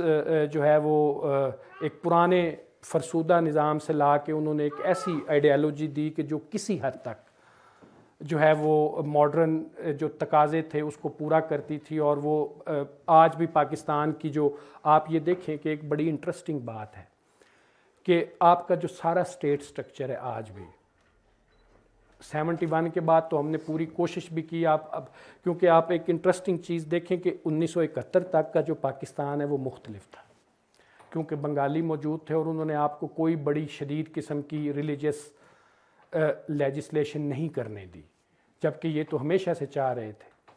لیکن 71 کے بعد وہ چلے گئے, تو آپ دیکھیں کہ اس کے بعد ہی یہ ساری گیم سٹارٹ ہوئی ہے. ذوالفقار علی بھٹو جیسا بندہ بھی جو ہے وہ ایک بڑی ریلیجس پرسنالٹی کے طور پہ نظر آتا ہے, played with the religion everyone know. ٹھیک ہے جی. اس کے بعد ضیاء کا سب کو پتہ ہے. اب ضیاء کی جتنی لیجسلیشن تھی اس کو وہ 11 سال کا آپ کا ڈیموکریسی کا پیریڈ رہتا ہے, اس میں پیپلز پارٹی آتی ہے یا نواز شریف آتا ہے بے نظیر, انہوں نے کتنی کو کوشش کی ہے اس کو انڈو کرنے کی. ایک فکرہ تک نہیں بولا گیا ان سے, یا تو وہ اتنے طاقتور نہیں تھے یا وہ انٹرسٹڈ نہیں تھے. بعد میں مشرف آیا تو وہ تھوڑا سا اس نے بات چیت کی, لیکن وہ بھی ظاہر ہے آپ کے سامنے اس نے وہ ریلیجس کارڈ کو یوز کیا, MMA کو جتوایا, اور وہ ایک بیلنس رکھنا چاہ رہا تھا امریکہ کے پریشر کے دوران کہ میں اگر نہیں ہوں گا تو پھر یہ آئیں گے. تو آپ اس کے بعد بھی دیکھ لیں کہ اگر کسی نے پروگریسو لیجسلیشن کی بات کرنے کی کوشش کی ہے تو پارٹیوں نے خود ہی, ان کے لیڈرز نے ہائیسٹ لیول پہ یہ بات کر دی کہ نہیں جی ہماری پارٹی کا یہ ہمارے, جیسے شیری رحمان کا ایک بل آیا تھا آن بلاسفیمی, تو Yousaf Raza Gilani was the prime minister, اس نے کہا نہیں جی ہم اس سے, یہ ان کا ذاتی فیل ہے, پارٹی کا اس میں کوئی وہ نہیں ہے. تو ایون مطلب آپ یہ دیکھیں گے کہ اس کے باوجود ہمارا جو پورا آپ کی عدالتیں ہیں, آپ کے اسکول ہیں, آپ کے کالجز ہیں, آپ کا اوور آل جو دفاتر ہیں, آپ کی جتنے بھی آپ کے گورنمنٹ کے محکمے ہیں, وہ سارے کے سارے جو ان کا ایکچول سٹرکچر ہے, کیا وہ ریلیجیس سٹرکچر ہے؟ وہ سیکولر سٹرکچر ہے جو انگریز آپ کو وہ بنا کے دے کے گیا ریاست کا. آپ کے ہاں جو عدالت کے اندر جو پروسیکیوشن ہوتی ہے, پورا جو پروسیس ہے, وہ سارے کا سارا وہی ہے. آپ کے جو ایگزام ہوتے ہیں, آپ کی جو ترقیاں ہوتی ہیں, آپ کے جو ادارے کام کر رہے ہوتے ہیں جو انٹرنیشنل لیول پہ بھی, وہ سارے کے سارے وہ ایک سیکولر سٹرکچر کے اندر کام کرتے ہیں. میریٹوکریسی, یہ ساری چیزیں اس میں دیکھی جاتی ہیں. تو کہنے کا مطلب یہ ہے کہ جو ہندوستان جیسی جو ایک پریمیٹیو سوسائٹی تھی, جس سوسائٹی کے اندر جو ہے وہ still they were living in the medieval times, اس میں جب ماڈرنٹی آئی تو اس نے اسلام کو بھی اور مسلمانوں کو بہت زیادہ متاثر کیا, اور پھر اس کے رسپانس کے اندر مسلم ماڈرنزم جو ہے نا وہ نکلا, اور اس نے بہت ساری چیزوں کو کاؤنٹر کیا, اور اسلامک آئیڈیالوجی کو جو ہے یا جو اس کو ایک وہ کلچز آف دا ملا جو ہے اس سے اس کو آزاد کروایا, اور انہوں نے جو ہے وہ عام آدمی کو, کیونکہ اس سے پہلے یہ بھی کہا جاتا تھا کہ آپ قرآن کو نہیں پڑھ سکتے, آپ حدیث کو نہیں پڑھ سکتے, you have to go to, ٹھیک ہے جی. تو یہ سر سید لوگوں نے اور پرویز وغیرہ نے, انہوں نے کہا کہ نہیں, ہر بندہ پڑھ سکتا ہے, جس کو علم ہے, جو یہ علم حاصل کر لیتا ہے وہ اس کو پڑھ سکتا ہے اور اس سے وہ چیزوں کو ٹیک اپ کر سکتا ہے. تو اس لیے وہ جو ایک پروگریسو فارم آف اسلام جو ہے, جو سٹل پاکستان میں اتنی سختی ہونے کے باوجود جو ہے وہ اس کو چینج نہیں ابھی تک مکمل طور پہ ٹرانسفارم نہیں ہوا انٹو اے میڈیول کنٹری. اور آج کل تو وہ جو لوگ اس پورے نظام کو ہم پہ نافذ کرنے والے تھے, اب ان کو بھی اندازہ اس بات کا ہو گیا, اور وہ بھی آپ دیکھیں کہ انٹرفیتھ ہارمنی اور اسلام کا ایک روشن خیالی کا پہلو اور ان چیزوں کی طرف آ رہے ہیں. تو اس سب کا راستہ بھی بیسیکلی آپ کو اسلامک ماڈرنسٹ آئیڈیالوجیز سے ملے گا, جو کہ سر سید پرویز, سید امیر علی اور ان لوگوں کو دوبارہ پڑھانے کی ضرورت ہے. لوگوں کو ان چیزوں کو دوبارہ پڑھ کے, جو آج پاکستان کی جو یوتھ ہے جو کہ بہت زیادہ مایوپک ہو چکی ہے, جو مطلب نا جو بہت زیادہ جس کے پاس امیجینیشن کی بہت بڑی کمی ہے, اور وہ اپنی گلی محلے کے یا جو جن لوگوں کے پاس ٹولز ہیں ان سے بہت جلدی متاثر ہو جاتے ہیں. تو ان کو ابھی بتانے کی ضرورت ہے کہ اسلام کے اندر بھی ایک بہت بڑی گنجائش موجود ہے, کہ آپ ان چیزوں کو اگر دیکھیں گے تو معتزلہ سے یہ چلی آ رہی ہے بات, اور یہ کسی نہ کسی شکل کے اندر جو ایک لاجیکل اور ریشنل اپروچ جو ریلیجن کی ہے وہ موجود رہی ہے. اور اسی کو جو ہے وہ جب کلونیلزم آیا تو مسلم ماڈرنسٹ اسکالر نے اس کو ذرا وہ کیا. تو یہ آج کی ٹاک ہے. اب بھی کوئی کویسچنز ہیں تو. اچھا سر, یہ میرا سوال ہے کہ دیکھیں سر, اگر ہم ہسٹری اٹھا کے دیکھیں جب سے اسلام آیا ہے نا, تو اس کے بعد جب عباسیوں کی حکومت آتی ہے, تو اس کے بعد جب وہ گریک لٹریچر کو اور رومن لٹریچر کو انڈین لٹریچر وغیرہ کو ٹرانسلیٹ کرتے ہیں, تو اس کے نتیجے میں ان کے پاس ایک نئے تھاٹس آتے ہیں نا, جس کے نتیجے میں اب مجھے نہیں پتہ کہ معتزلہ وغیرہ وہیں سے اوریجنیٹ ہوتے ہیں اسی تسلسل سے, لیکن پھر اس کے بعد ہمیں یہ بھی نظر آتا ہے کہ وہ جو انڈین تھاٹس تھے مسٹسزم کے, اور باقی مطلب جو گریکس کے ہاں بھی کچھ نہ کچھ وہ جو پلوٹائنس وغیرہ کے تھاٹس تھے وہ بھی آنا شروع ہوئے. تو اس سے جب وہ مسٹسزم کا دور آیا تو بہت سے مطلب ایسے علماء تھے جنہوں نے تصوف کو اسلام کے ساتھ ملانے کی کوشش کی, اور وہاں سے وہ ایک قسم کا نا وہ پھر اس کے بعد ہم آگے چلتے ہیں تو یہ جیسے آپ نے کلونیلزم کی بات کی, تو اس کے دوران ماڈرنٹی کا کنسیپٹ آیا, تو پھر انہوں نے اسلام کو ماڈرنائز کرنا شروع کر دیا. پھر اس کے بعد جب وہ سوشلزم آیا, تو سوشلزم کے بعد پھر وہ لوگوں نے اسلام کو جو ہے نا اس طرح سے انٹرپریٹ کرنا شروع کر دیا. اور اب آج کل سائنس کا دور ہے, تو آج کل وہ ہر ایک چیز کو نا مطلب اس سائنس کو جو ہے وہ اسلام کے ساتھ ملانے کی کوشش کرتے ہیں. تو میرا بنیادی سوال یہ ہے کہ سر اس میں ایکچولی اسلام مطلب کیا ہے, ہمیں سمجھ نہیں آتی کہ کیا انٹرپریٹیشن ہی اسلام ہے, یا اسلام بذات خود اپنی کوئی حیثیت اس کی ہے, مطلب اگر ہے تو کیا ہے. کیونکہ اگر ہم انٹرپریٹ کرتے جائیں وہ تو جو بھی غالب فلسفہ آتا ہے, جو غالب نظام آتا ہے, اس کے تحت اس کی شکل تبدیل ہوتی چلی جاتی ہے. تو اس کے اندر جی میں آپ کو ایک چھوٹی سی بات بتا دیتا ہوں کہ آپ یوں کریں کہ 1400 سال ہو گئے اسلام کو آئے ہوئے, آپ ہر 100 سال کی ایک تفسیر نکال لیں, at the end of the day آپ کے پاس 14 تفسیریں ہیں. اب وہ آپ پہلی صدی والی تفسیر کو اگر 21 سینچری والی تفسیر کے ساتھ ملائیں گے تو وہ بالکل مختلف ہے. تو ایک ہسٹری میں ہمیں چیز پڑھائی جاتی ہے کہ آل ہسٹریز کنٹمپریری ہسٹری, جو انٹرپریٹیشن ہے نا کسی بھی چیز کی وہ کنٹمپریری دور میں ہوتی ہے. جیسے جیسے جو ہے وہ جو ریلیجس نالج ہوتا ہے, یہ وہ جو دیکھیں نا کوئی بھی ریلیجس ٹیکسٹ ہے تو ٹیکسٹ تو خاموش ہے نا, ٹھیک ہے جی, اس کو زبان کون دیتا ہے؟ جو اس کو پڑھتا ہے یا اس کو بولتا ہے یا اس کی انٹرپریٹیشن کرتا ہے. تو انٹرپریٹیشن جو ہوتی ہے بنیادی طور پہ یہی وہ چیز ہوتی ہے جو ٹیکسٹ کو نئے خیالات کے تحت, تو وہ یہ تبدیل چیزیں ہیں. جیسے زمانہ تبدیل ہوتا ہے تو انٹرپریٹیشن تبدیل ہو جاتی ہے, ٹھیک ہے جی. تو آپ یہ دیکھیں نا کہ وہ ٹیکسٹ کے تحت زمانہ نہیں تبدیل ہوتا, زمانے کے تحت ٹیکسٹ کی انٹرپریٹیشن چینج ہو جاتی ہے. اب جیسے یہ بڑی ڈینجرس ٹرینڈ ہے بیسیکلی کہ اگر آپ سائنٹیفک چیزوں کے ساتھ جو ہے وہ مذہب کو جوڑنا شروع کر دیں, تو آپ کو پتہ ہے کہ یہ صرف مسلمان نہیں کرتے, یہ سارے ریلیجس لوگ کرتے ہیں. آپ بدھسٹ ان کے ذرا چینل دیکھ لیں, ہندوازم کے چینل دیکھ لیں, کرسچینٹی کے دیکھ لیں, وہ ہر کوئی جو ہے وہ سائنس کے تحت اپنے مذہب کو اس کے ساتھ کسی نہ کسی طرح ملا کے اس کی وہ چیز کرنے کی کوشش کرتا ہے. ڈینجرس میں نے اسی لیے یہ بات اس لیے کی ہے کہ کل کو سائنس جو ہے دیکھیں وہ تبدیل ہوتی ہے تو پوری سائنس وہ ایکسیپٹ کر لیتی ہے. پھر آپ مذہبی بندے پھر ایک نئی چیز اگر کل کو وہ کہیں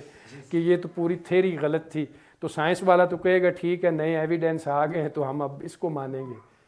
ٹھیک ہے جی. تو یہ ایک وہ چیز ہے. لیکن اس کے باوجود دیکھیں جو امپورٹنٹ چیز ہے نا وہ یہ ہے کہ اگر آپ اس ٹیکسٹ کی انٹرپریٹیشن جو ہے وہ اس طرح کرتے ہیں کہ وہ ماڈرن مائنڈ کو اور ان لوگوں کے لیے ایکسیپٹیبل ہو جس میں جو اللاجیکل چیزیں ہیں جو یا جو ارریشنل ایلیمنٹس ہیں وہ اس میں کم ہیں, تو پھر وہ ٹھیک ہے. وہ ایک پھر وہ بھی ایک نالج ہے جو کہ پروگریس کرتا رہتا ہے. اور یہ سارا آپ کو پتہ ہے کہ خاص طور پہ جو سوشل سائنسز ہے یہ ساری انٹر کنیکٹڈ ہیں, ٹھیک ہے جی. اب انہی لوگوں نے سر سید وغیرہ نے بھی اور بعد کے جو ماڈرنسٹ ہیں انہوں نے یہ بات بڑی اوپنلی لکھی ہے کہ آپ قرآن کے اندر سے جو ہے وہ سائنس کی تھیری تو نہیں نکال سکتے, ٹھیک ہے. یہ ایک ایتھکس کی کتاب ہے جس میں آپ کو بتایا گیا ہے کہ اچھائی اور برائی اور ان چیزوں کا کیا وہ ہے. تو وہ جو آپ کو وقت کے حساب سے چیزیں فیل ہو رہی ہیں ان کو آپ ٹیک اپ کر لیں. اور جو مطلب یہ بڑے بڑے وہ تھے نا, جیسے اپوسٹسی کی سزا قرآن کے اندر اس کا ذکر نہیں ہے. اہل قرآن نے کہا کہ یہ سارا کچھ جو ہے یہ مطلب آج بھی ان کے آپ سارے جاوید احمد غامدی کو دیکھ لیں, وہ کہتا ہے کہ جی قرآن کے اندر اس کا ذکر نہیں ہے, لیکن حدیث اور وہ سارے لٹریچر کے اندر ہے کہ بس وہ آپ اس کو وہ کر دیں, ٹھیک ہے. تو اس وجہ سے وہ جب انہوں نے مطلب یہ ایک پروگریشن ہے, یہ ایک پروگرس ہے, آپ اس کو ذرا بہتر طریقے سے اگر انٹرپریٹ کر دیں گے تو وہ وقت کے ساتھ جو ہے وہ چلتا رہے گا. اگر اس کو آپ نہیں کریں گے تو پھر وہ وقت سے پیچھے رہ جائے گا. یہ ایشو ہے اس میں. Sir thank you so much for the انسائٹفل talk. بالکل بہترین بیوٹیفلی آپ نے اس اسٹرگل کو بیان کر لیا کہ فار لائک گڈ 90 ایئرس یہ اسٹرگل رہی. But what happen after that?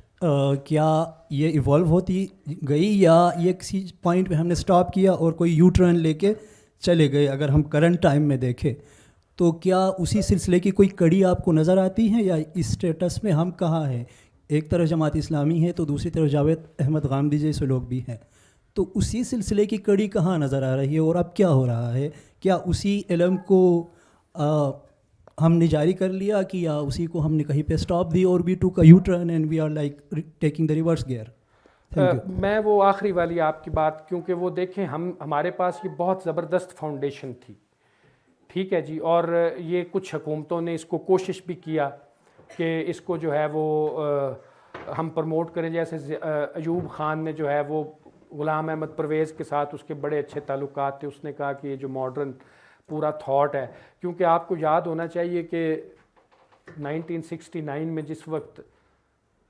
چاند پہ نیل آرمسٹرانگ گیا تو ہمارے ہاں جو ڈبیٹ چل رہی تھی دیٹ واز ویری انٹرسٹنگ. علماء نے کہا کہ اس پہ کوئی بندہ یقین نہ کرے. جو یقین کرے گا آپ کو پتہ ہے نکاح تو پہلے ہی فارغ کر دیتے ہیں نا, باقی چیزیں بعد میں آتی ہیں. پہلے اسلام سے خارج کرنے سے بھی پہلے وہ آپ کو کہتے ہیں کہ تمہارا جو ہے نا وہ جو اس پہ یقین کرے گا. اور ایک عالم نے تو یہ تک کہا کہ دیکھیں اچھا میں ان کی بات مان لیتا ہوں کہ یہ چلے گئے چاند پہ, تو یہ گئے ہوں گے 14ویں کے چاند پہ, اگر یہ پہلی کے چاند پہ جاتے تو یہ کہاں پہ کھڑے ہوتے, کیونکہ وہ بالکل پتلا ہوتا ہے تو کھڑا کہاں پہ وہ بندہ ہوگا. ٹھیک ہے, تو لائک آپ دیکھیں کہ یہ ایک ہمارے ہاں یہ پورا ایشو تھا. اور آج بھی آپ کو پتہ ہے یوٹیوب پہ یا آپ عام جو سوشل میڈیا سے انفلوئنس ہونے والے لوگ ہیں ان سے آپ ذرا ایسے ہی پوچھ لیں کہ یار بندہ چاند پہ گیا ہے کہ نہیں, تو وہ آپ کو کہے گا نہیں نہیں یہ سارا جھوٹ ہے. ٹھیک ہے, تو مطلب اب پاکستان کے اندر یہ تھا, انہوں نے لکھا, انہوں نے ایوولوشن کے بارے میں بھی پرویز وغیرہ نے لکھا, اور کچھ اور بھی. ترکی جو تھا وہ ایک بہت بڑی ان کے لیے جو ہے وہ انسپریشن بنا جب اس نے وہ ختم کیا. تو ہمارے ہاں انفارچونیٹلی سر ایک شعر میں آپ کو سناؤں گا جس سے اندازہ ہو جائے گا. یہ شعر پتہ نہیں لکھا کس نے ہے, لیکن میں نے ایک اخبار میں پڑھا تھا جب میں یہ ریلیجن اینڈ پالیٹکس کے اوپر اپنا کام کر رہا تھا ایم فل کا. تو وہ ایک اخبار میں لکھا ہوا تھا کہ ملک, یہ 1954 کا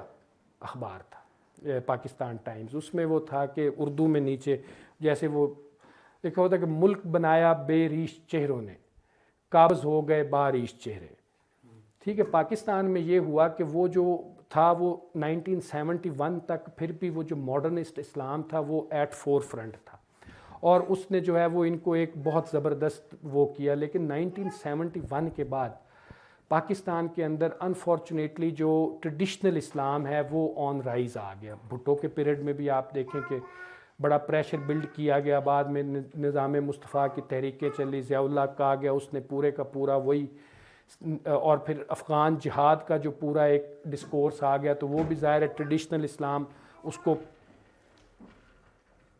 جسٹیفائی کر سکتا تھا. جو ماڈرنسٹ تھے وہ تو جہاد کے اس تصور کے ہی خلاف تھے ماڈرن دور میں کہ جی آپ تلوار پکڑ کے ہو جائیں, تو وہ کہتے تھے کہ نہیں اس کو تھوڑا سا آپ اور طرح سے ٹیک اپ کریں. تو ایونچولی جو ہے وہ Pakistan realized this mistake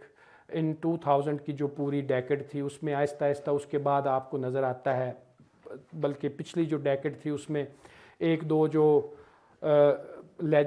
supreme court کے جو فیصلے آئے, فرض کریں آسیہ بی بی والا اور ممتاز قادری والا, تو ان چیزوں نے ایک تھوڑا سا کسی حد تک جو ہے وہ ایک دوبارہ جو ہے وہ فوکس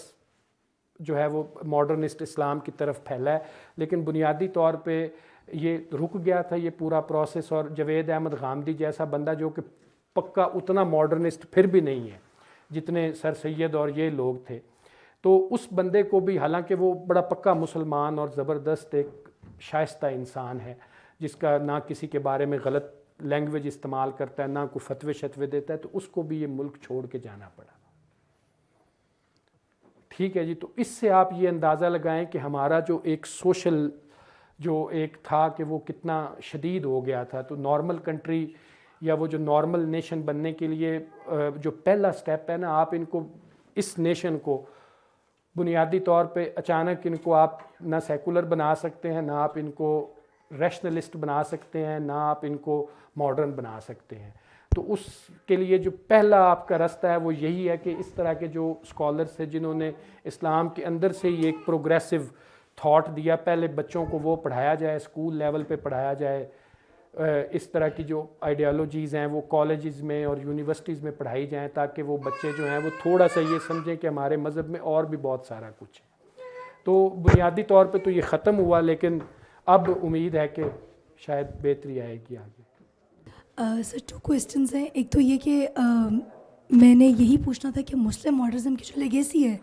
سر سید احمد خان سے اب تک, وہ لیگیسی کون لے کے چل رہا ہے؟ اور وہ آپ نے جو بھی بات کی ہے کریکولم کانٹینٹ والی, میں یہی بارے میں پوچھنا چاہ رہی تھی کہ جب ہم نے پاک اسٹڈیز اسلامیات پڑھی that was a very intense تھی, اور ہم نے تو بہت اچھی ہسٹری پڑھی ہے اپنی, ہم نے جواہر لال نہرو کو برا پڑھا ہے اور قائد کو اچھا پڑھا ہے. سو وہ تو ایک الگ ڈبیٹ ہے, لیکن یہ کہ legacy of sir Syed Ahmad Khan Muslim modernism کو لے کے اب اس دور میں کون چل رہا ہے. سیکنڈ کوشچن میرا یہ تھا کہ وہ جو آپ نے بنگلہ دیش والی بات کی تھی 56% اور پھر وہ والا,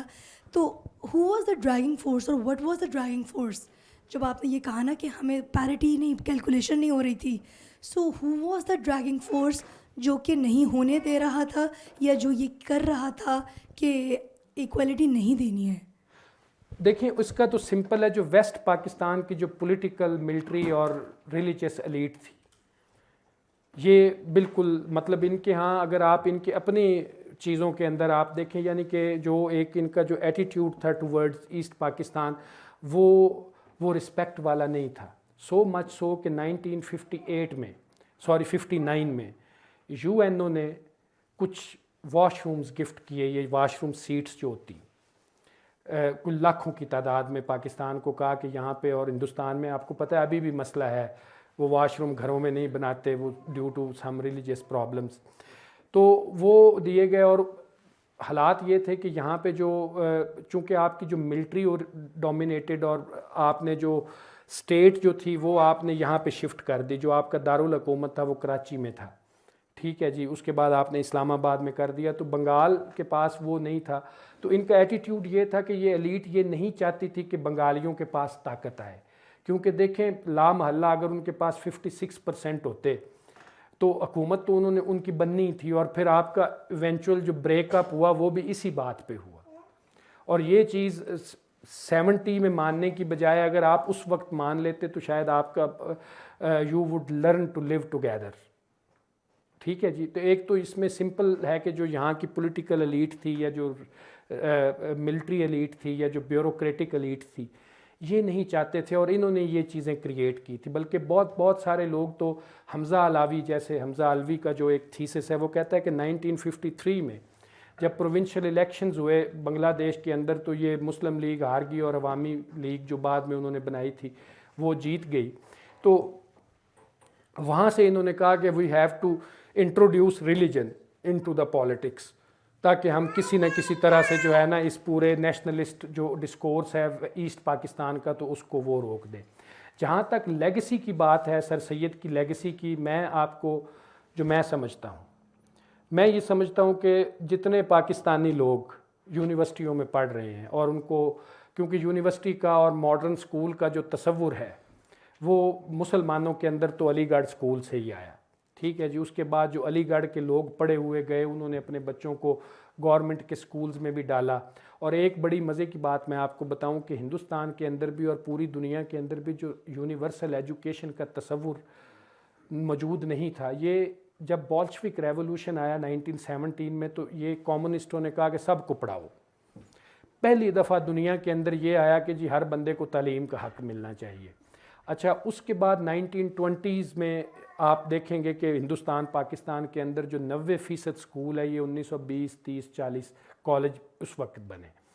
اچھا, بائی دا ٹائم جو علی گڑھ کے لوگ تھے وہ کسی نہ کسی لیول پہ پبلک لائف میں مسلمانوں کے آ چکے تھے, اور انہوں نے بیسیکلی, یہ وہ لوگ ہیں جو آج بھی یونیورسٹیوں میں اپنے بچوں کو بھیجتے ہیں, اپنی بیٹیوں کو بھی بھیجتے ہیں, in spite of having all sort of family pressures, ٹھیک ہے جی. بہت سارے فیملی پریشرز ہوتے ہیں, لیکن وہ اپنے بچیوں کو پڑھاتے ہیں, ماڈرن سکولنگ کراتے ہیں یہ, اور وہ اچھے مسلمان بھی ہیں, دیکھیں ان کو آپ, ٹھیک ہے. یہ وہ لوگ ہیں جو اس لیگیسی کو لے کے چل رہے ہیں. ادروائز تو ہمارا یہ سارا نظام ہی پھر جو ہے وہ ریلیجیس ایجوکیشن والا ہو جاتا. تو یہ وہ لوگ ہیں, یہ وہ طبقہ ہے جو کہ بہت بڑا طبقہ ہے. اور میرا یہ خیال ہے کہ اگر آپ خاص طور پہ اسکول لیول پہ اور کالج لیول کے اوپر آپ تھوڑا سا اپنا نصاب جو ہے اس کو ماڈرنائز کریں, تو یہ بہت جلدی 10 سے 15 سال کے اندر یہ جو ٹرینڈ آج آپ دیکھتے ہیں کہ ہر بندہ اٹھ کے فلانے بندے کو کہتا ہے کافر ہے, ٹھیک ہے جی. اور وہ جو ٹالرنس والا جو لیول ہے اس کو وہ اپنے اندر اس کے نہیں ہے. تو یہ کوئی اتنا بڑی راکٹ سائنس نہیں ہے, یہ you just have to introduce modern Islam اور ماڈرنزم. جو یہ والے جو اسکالرز ہیں ان کو جب آپ دیں گے, مثلا میں آپ کو اپنی ایک چھوٹی سی مثال دے دیتا ہوں کہ میرے فادر جو ہیں وہ گورنمنٹ کالج کے پڑھے ہوئے تھے, لیکن انہوں نے نوکری نہیں کی اور وہ گاؤں چلے گئے, تو وہ نوائے وقت اخبار ہمیشہ پڑھتے تھے. تو میں مدر ٹریسا جب مری تو نوائے وقت اخبار میں کچھ چیزیں جو ہیں وہ میں نے اس پہ آرٹیکل پڑھے, تو میں بڑا متاثر ہوا کہ یہ کتنی عظیم عورت ہے کہ اس نے اپنی ساری زندگی. تو میں نے ان سے پوچھا کہ یہ جنت میں جائے گی یا دوزخ میں جائے گی. تو انہوں نے کہا ظاہر ہے یار یہ تو کلمہ گو نہیں ہے تو لہٰذا جنت میں نہیں جا سکتی. میں نے یہ کویسچن پوچھتا رہا, بہت سارے لوگوں سے پوچھا, مجھے یہی آنسر ملا. جب میں یونیورسٹی میں آیا تو پروفیسر شریف المجاہد ایک فوت ہو گئے, بہت بڑا نام ہے, قائد اعظم پہ ان کا کام ہے. ان کا میں نے ڈان میں ایک آرٹیکل پڑھا یونیورسل اسپرٹ آف اسلام کے نام سے. اس میں ایک قرآن کی آیت انہوں نے ڈسکس کوٹ کی ہوئی تھی. جب میں نے وہ آیت پڑھی تو مجھے اپنے کویسچن کا آنسر مل گیا. اس کے بعد میں لوگوں سے جب پوچھا تو یہ جتنے ماڈرنسٹ تھے وہ سارے وہی سمجھ رہے تھے جو میں سمجھ رہا ہوں. وہ قرآن کی آیت ایگزیکٹلی ایسی ہے سورہ مائدہ کی کہ تم میں سے جو لوگ اللہ پہ ایمان لائیں گے اور قیامت کے دن پہ ایمان لائیں گے اور نیک عمل کرتے رہیں گے, اس کے بعد خواہ وہ یہودی ہوں, عیسائی ہوں یا ستارہ پرست ہوں, قیامت والے دن ان پہ کوئی غضب نہیں ہوگا. تو مطلب یہ ہے کہ یہ اب جتنے آپ پھر اس کے بعد جب آپ اسلامک ماڈرنزم پہ عزیز احمد کو آپ پڑھیں, اور اب تو یہ ہے کہ خاص طور پہ جو مڈل ایسٹ وغیرہ میں جو نئی چیزیں آ رہی ہیں وہ آپ دیکھیں تو وہ بہت زبردست ہیں. مطلب انہوں نے وہ اسلام کا وہ ایک امیج دیا ہے کہ جو ماڈرن ورلڈ میں آپ بڑا آسانی سے اس کے ساتھ آپریٹ کر سکتے ہیں. سر میرا کویشچن کافی ارریلیونٹ ہے اس ٹاپک سے, but it's somewhat connected. میرا کویشچن یہ ہے کہ there was a delay in making of constitution of Pakistan. تو اس میں Muslim League which was in power in government, انہوں نے ایک اسکالرس کی یہ بھی ایک رائے ہے کہ they were the reason that the elections were being delayed until 1950s. Yes نہیں, الیکشنز تو دیکھیں نا, آپ کے جو فرسٹ الیکشنز ہوئے ہیں جو یونیورسل اڈلٹ فرینچائز کے اوپر ہوئے ہیں, قومی الیکشنز ہوئے ہیں, وہ تو 1970 میں ہوئے. ٹھیک ہے, اس سے پہلے والے جو الیکشنز ہوئے وہ کچھ پروونشل الیکشنز ہیں جو پنجاب میں بھی ہوئے, جو ایسٹ پاکستان میں بھی ہوئے, لیکن ایک تو ان کے وہ اڈلٹ فرینچائز کے اوپر نہیں تھے. اڈلٹ فرینچائز کا مطلب یہ ہے کہ 18 سال سے اوپر جو بھی بندہ ہے یونیورسل, وہ اس سے پہلے یہ 1935 کے ایکٹ کے تحت ہوئے تھے جس میں جو فرینچائز تھی یا جو سفریج تھی وہ پوری نہیں تھی. وہ ایک خاص آپ نے تعلیم حاصل کی ہوئی ہے, خاص آپ کے پاس زمین ہے, اس طرح کی اگر کوئی چیزیں ہیں تو آپ الیکشن میں ووٹ ڈال سکتے ہیں. تو دیکھیں ایشو وہی تھا کہ الیکشن اسی وقت ہوتے جب آپ کا کانسٹیٹیوشن بنتا. تو آپ یہ دیکھیں کہ 1956 کا کانسٹیٹیوشن بن گیا, اب اس کے بعد ہونے تھے الیکشن, آفٹر 3 مہینے رہتے تھے اس الیکشن. اور اس الیکشن میں جو ایسٹ پاکستان کی جو عوامی لیگ تھی جس کی ویسٹ پاکستان کے اندر بہت بڑی پریزنس تھی. اب یہ مزے کی بات دیکھیں کہ نوابزادہ نصر اللہ خان ایک پاکستانی پولیٹیشین گزرا ہے, بڑا مشہور آدمی تھا اپنے دور میں, یہ بے نظیر اور نواز شریف کی صلح کرواتا تھا اور ڈیموکریٹک اور یہ والے ساری. یہ بندہ عوامی لیگ کا یہاں پہ تھا, ہر ضلع کے اندر عوامی لیگ کے دفاتر تھے. اچھا, مولانا بشانی کی جو پارٹی تھی اس کے یہاں پہ دفاتر تھے. وہ لاکھوں لوگوں کا جلسہ ویسٹ پاکستان میں کر دیا کرتا تھا. تو یہ بیسیکلی وہ الیکشنز تو نہیں ہوئے, انہی الیکشن کو ابارٹ کرنے کے لیے 1958 کا مارشل لا لگ گیا. اگر وہ الیکشن ہو جاتے اور حسین شہید سور وردی جو کہ اس وقت ہیڈ کر رہا تھا اس کو, اور بڑا قابل بندہ تھا اور بڑی ویل رسپیکٹڈ فگر تھا, وہ اگر الیکشن جیت جاتے تو سور وردی was one of the founder of Pakistan. تو وہ ظاہر ہے آپ کی پوری جو ہے وہ جو ڈائریکشن ہوتی ہے نا ایک ملک کی, وہ ڈائریکشن تبدیل ہو جاتی ہے آپ کی. ٹھیک ہے, وہ بیسیکلی کانسٹیٹیوشن میکنگ کے بعد جو الیکشن ہونے تھے 1958 میں وہ الیکشن نہیں ہوئے, جس کی وجہ سے مارشل لا آ گیا اور وہ پورا پروسیس پھر مزید 12 سال ڈیلے ہوا. اور اس ڈیلے کے اندر جو ہے وہ فرسٹریشن اور وہ جو پولیٹیکل رائٹس کی جو کانشیسنیس تھی امانگ دا ایسٹ پاکستانیز وہ بہت اوپر چلی گئی. اور پھر جب الیکشن ہوئے اور وہ پھر الیکشن جیت گئے تو West Pakistan actually refuse to accept the results. اچھا, وہ اس لیے میں کویشچن کرنا چاہتا ہوں کیونکہ lot of scholars like they have the view کہ جیسی پاکستان واز بورن لائک اس کے بعد جو مسلم لیگ تھی they deliberately wanted to delay the election because they knew کہ اگر الیکشن کرائیں گے دے وڈ اڑ جائیں گے وہ لوگ. یس, یہ بھی ایک ہے, یہ بھی ایک ہے. دیکھیں اس میں آپ دیکھیں نا کہ مسلم لیگ کا جو ہے وہ اس طرح آرگنائزیشنل سٹرکچر موجود نہیں تھا. ٹھیک ہے, اور مسلم لیگ کے اندر آپ دیکھیں کہ 1945 کے الیکشنز کے بعد یہ سارے الیکٹیبل جو ہیں آج بھی ہیں الیکٹیبل. ٹھیک ہے, یہ سارے 1942-43 میں سکندر جناح پیکٹ ایک ہوا تھا پنجاب کے اندر, ٹھیک ہے جی, سردار سکندر یاد پنجاب کا پریمیئر تھا اور قائد اعظم کے ساتھ, تو وہ اس میں یہی تھا کہ جتنے یونینسٹ پارٹی تھی, وہ یونینسٹ پارٹی میں ہندو بھی تھے, سکھ بھی تھے اور مسلمان بھی تھے, اور پنجاب کی سب سے بڑی پارٹی تھی, اور بنیادی طور پہ یہ زمینداروں کی پارٹی تھی, ٹھیک ہے جی. پنجاب کے اندر زمیندار چونکہ وہ تھے سارے, تو یہ سارے مسلم ہندو سکھ یہ اس کے ساتھ تھے, تو وہ بیسیکلی ان کے ساتھ مل گئے تھے, ٹھیک ہے. اور ان کے ملنے کی بھی وجوہات جو ہے وہ بہت ساری ہیں کہ وہ دیکھتے تھے کہ اگر متحدہ ہندوستان رہا اور کانگریس آ گئی تو وہ تو بہت ریڈیکل قسم کی پارٹی ہے, اور وہ آ کے یہاں پہ لینڈ ریفارمز اور یہ سارا کچھ کریں گے, ٹھیک ہے. تو اس لیے وہ یہ بھی ایک پرسپیکٹیو ہے کہ بعد میں جب وہ Pakistan once Pakistan was achieved and the founder of Pakistan was no more, تو then there was very easy for them, they were the local influentials, اور انہوں نے پھر وہ جس طرح وہ پورا کمپلیکس ماحول بنایا, تو اس میں مطلب اگر had Muslim League confident on their organizational skills or organizational competence, تو وہ کبھی بھی پھر وہ فوراً الیکشن میں جاتے, جس طرح 1951 میں کانگریس چلی گئی اور جیت گئی, ٹھیک ہے. یہ اسی لیے بھی نہیں گئے کہ وہ جو لوگ ان کے ساتھ شامل ہوئے تھے جو لوکل انفلوئنشل تھے وہ سارے کے سارے یونینسٹ تھے, وہ پکے مسلم لیگی تو تھے ہی نہیں. تو یہ ایک ایشو تھا اس میں, بالکل ٹھیک کہہ رہے ہیں. سر میرا سوال ہے کہ اقبال صاحب کی سر ماڈرنزم کے اندر پوزیشن کتنی واضح تھی سر,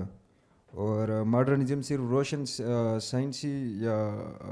خیالات کا ہی نام ہے یا لباس و چال چلن کے بھی بدلنے کا نام ہے سر, جو رسالہ تہذیب الاخلاق کے اندر ہم دیکھتے ہیں سر, چھری اور فورک کا استعمال اور ویسٹرنائزیشن کا پروسیس سر جو ہے. اور ماڈرنزم کے باوجود سر روایتی سماجی نظام جو ایشیا کے اندر تھا سر, وہ طبقات کو اوپر اگر ہم دیکھ لیں تو وہ اپنی جڑیں اور مضبوط کیوں کرتا گیا سر, یہ وینش کیوں نہ کر سکا سر. یہ طبقاتی نظام جو ہے ماڈرن ٹائم پیریڈ 21 سینچری کے اندر بھی ہم دیکھیں تو سر وہ اپنی جڑیں اور زیادہ اسٹرانگ کرتا جا رہا ہے سر, کیا وجوہات ہے یہ پوچھیں. دیکھیں جہاں تک وہ فورک اور چھری کا تعلق ہے تو سر سید نے تو پورا ایک اس پہ لکھ دیا کہ یہ پہلے وہ کہتے تھے, دیکھیں یہ بھی کلچرل چیز ہے, جو موسٹ امپورٹنٹ تھنگ ہے نا, کھانا پینا جو لباس ہے یہ کلچرل ہے, اس کا ریلیجن سے کوئی تعلق نہیں ہے, ٹھیک ہے جی. اب آپ ہندوستان کے لوگ جو ہیں وہ ٹریڈیشنلی اپنی انگلیاں استعمال کرتے ہیں کھانا کھانے کے لیے,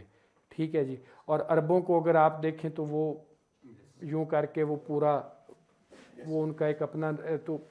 یہ چھری کانٹا جو ہے یہ بیسیکلی تو ایران سے گیا, اگر آپ اس کی ہسٹری دیکھیں تو یہ ایرانی سویلائزیشن سے یہ جو کٹلری اور یہ سارا کچھ گیا. تو سر سید نے تو یہ لکھا کہ اس پہ وہ نہیں ہے. اب جہاں تک آپ کا یہ ہے نا کہ دیکھیں اس چیز کو آپ ہمیشہ سمجھیں, یہ ایک بہت بڑا ڈفرنس ہے کہ ویسٹرنائزیشن ایک علیحدہ چیز ہے اور لبرلزم یا ماڈرنزم یہ ایک بالکل علیحدہ چیز ہے, ٹھیک ہے جی. یہ کوئی بھی بندہ شلوار قمیض والا یا ایون اپنے لوکل گاندھی جی جیسے, ٹھیک ہے, وہ بھی ماڈرن ہو سکتا ہے. آپ اس طرح کے لباس, وہ اپنی سوچ میں ماڈرن, یہ سوچ کا نام ہے. یہ لباس اور ان چیزوں کا, ہاں آپ کو ظاہر ہے وہ زیادہ لائک اگر کوئی بندہ کمفرٹیبل فیل کرتا ہے کسی بھی لباس میں تو وہ کرے. خاص طور پہ آپ دیکھیں کہ کلچر کو تو خاص طور پہ لیفٹ والوں نے, جو کامونسٹ آئیڈیالوجی تھی, وہ کلچر کے ساتھ بڑی ان کی وہ سمجھتے ہیں کہ کلچر ایک بڑا امپورٹنٹ پارٹ ہے آپ کی کسی بھی اسٹرگل کا یا آگے جانے کا. تو وہ کلچر میں بھی تبدیلی آتی ہے. دیکھیں کلچر بھی کوئی اسٹیٹک چیز نہیں ہے, آل دو کہ وہ تیزی سے نہیں بدلتا, لیکن وہ ایک کانسٹینٹ جو ہے نا وہ ایک تبدیلی کی طرف, ایوولوشن کی طرف جاتا ہے, ٹھیک ہے. تو میرا جو جہاں تک خیال ہے کہ ویسٹرنائزیشن ایک اور چیز ہے, اس میں اور بھی بہت کچھ آ جاتا ہے, لیکن جو ماڈرنٹی ہے, یہ جو ماڈرنزم ہے, یہ اس تھاٹ کا, اس خیالات کے مجموعے کا نام ہے جو آپ کو جو ہے وہ شاید ماڈرن جو دنیا ہے اس میں آپریٹ کرنے میں آسانی پیدا کرتا ہے. سر یہ ایک آرگومنٹ یہ دیا جاتا ہے کہ پاکستان یا ساؤتھ ایشیا کے اندر سر ماڈرنسٹ لوگوں کو سر سوسائٹی کی بانگیں نہیں پکڑائی گئیں, جبکہ جو ویسٹرنائز لوگ تھے سر ان کو بانگیں پکڑائی گئیں سر, جس کی وجہ سے ہم ڈریس کے اندر تو چینجز دیکھتے ہیں مگر وہ سوچنے کے طریقے اور وہ سمجھنے کے طریقے یا وہ گراس روٹ لیول کے اوپر جو چینجز لانی چاہیے تھی سر سائنس کے اندر, لاجک کے اندر, اور اس طرح لوگوں کے اندر جو ترقی ہونی چاہیے وہ ہم اسی طرح کی سر وہی 19 سینچری یا اس سے پہلے کی وہ جو نہیں، ایسا بھی نہیں ہے. دیکھیں اگر آپ ساؤتھ ایشیا کی بات کر لیں تو ساؤتھ ایشیا میں تو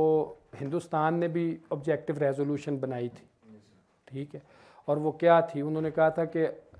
ہندوستان کی حکومت کوشش کرے گی لاجک اور ریشنلٹی کو پروموٹ کرنے میں. ٹھیک ہے، اور انہوں نے، آپ کو پتہ ہے کہ وہاں پہ ادارے موجود ہیں، وہاں پہ بڑی بڑی یونیورسٹیز بنی ہیں، اور انہوں نے اپنی ماڈرنٹی کو کسی نہ کسی لیول پہ، سوشل سائنسز کا آپ دیکھ لیں کہ کتنا کنٹریبیوشن ہے انڈین اسکالرس کا. ٹھیک ہے جی، آپ مطلب یو نیم بنگال کے اندر آپ ماڈرن جو پوسٹ کلونیل تھاٹ ہے وہ اس میں کتنے بڑے بڑے تھیرسٹ وہاں پہ پیدا ہوئے ہیں. ٹھیک ہے، اس میں بنگلہ دیش آپ کے سامنے اب پچھلے 10-15 سال سے آگے جا رہا ہے، اس نے وہ کیسے آگے جا رہا ہے. ٹھیک ہے، ہم اگر پیچھے لیگ کر رہے ہیں تو یہ بیسیکلی اس میں ماڈرنٹی کا یا کسی کا تو قصور نہیں ہے، یہ ہماری وہی جو کلاس ہے جو ہمیں اس طرف نہیں لے کے جانا چاہتی، یا آپ کہہ لیں کہ جو ریاست کی پرائرٹیز میں یہ چیز شامل نہیں ہے. جیسے وہ کل مفتاح اسماعیل نے ایک بڑی زبردست بات کی کہ جو بھی ہم حکومت میں جاتے ہیں تو وہ کہتے ہیں کہ چلو جی یہ آئی ٹی انڈیا جو ہے وہ $1.5 ارب جو ہے وہ آئی ٹی بیچتا ہے، آپ کیا کرتے ہیں. اس نے 1960 میں انہوں نے انڈین انسٹیٹیوٹ آف ٹیکنالوجی بنائے. انہوں نے یہ منموہن سنگھ جو ان کا وزیر اعظم بنا، یہ ان پہلے لوگوں میں شامل تھا جس کو گورنمنٹ نے پی ایچ ڈی کرنے کے لیے جو ہے وہ کیمبرج بھیجا، اور وہ وہاں سے وہ واپس لوگ آئے اور انہوں نے آ کے اپنے ملک کا وہ کیا. ہم نے یہ چیزیں بہت بعد میں شروع کی. ٹھیک ہے جی، ہماری پرائرٹیز میں اور چیزیں آ گئی. یہاں پہ جو ایلیٹ تھی وہ شاید اسٹیٹس کو میں زیادہ انٹرسٹڈ تھی بجائے اس کے کہ وہ ریڈیکل چینج لے کے آتے. تو یہ مسئلہ ہے ہمارے یہاں. ہمارا جو آل دو کہ ہماری جو ایلیٹ تھی وہ ویسٹرنائز تھی، لیکن وہ اس کو ہم یہ نہیں کہہ سکتے کہ وہ انلائٹنڈ تھی، وہ ماڈرن مائنڈ سیٹ والی تھی. اگر وہ ہوتی تو وہ اسی وقت آپ کے اداروں کی بنیاد رکھتی. اب اگر آپ آج وہ بنیاد رکھیں گے تو اگلے 30 سال بعد اس کا رزلٹ آئے گا نا. تو ہمارا مسئلہ یہ ہوا کہ یہ ساری ذمہ داری ہماری ریاست کی ہوتی ہے، عام لوگوں کی ذمہ داری اس میں نہیں. ہاں، اقبال کا آپ کیا کہہ رہے تھے؟ سوری، اقبال صاحب کی پوزیشن کیا ہے سر مسلم ماڈرنزم کے اندر یا مسلم؟ دیکھیں اقبال کو آپ یہ دیکھیں کہ اقبال جو ہے نا، نارملی زیادہ تر لوگ جو ہیں نا وہ اقبال کو اس کی شاعری پہ دیکھتے ہیں. شاعری اس کی ہر قسم کی موجود ہے. ایک طرف سے آپ دیکھیں گے تو وہ بڑی ریلیجیس ہے، دوسری طرف سے دیکھیں گے تو وہ انتہائی ریڈیکل بھی ہے. لیکن اگر آپ نے اقبال کو سمجھنا ہے تو آپ اس کی وہ دیکھیں، اس کے خطبات جو ہیں، reconstruction of religious thought in Islam, reconstruction کہ تھاٹ جو ریلیجیس تھاٹ ہے اس کو ریکنسٹرکٹ کریں.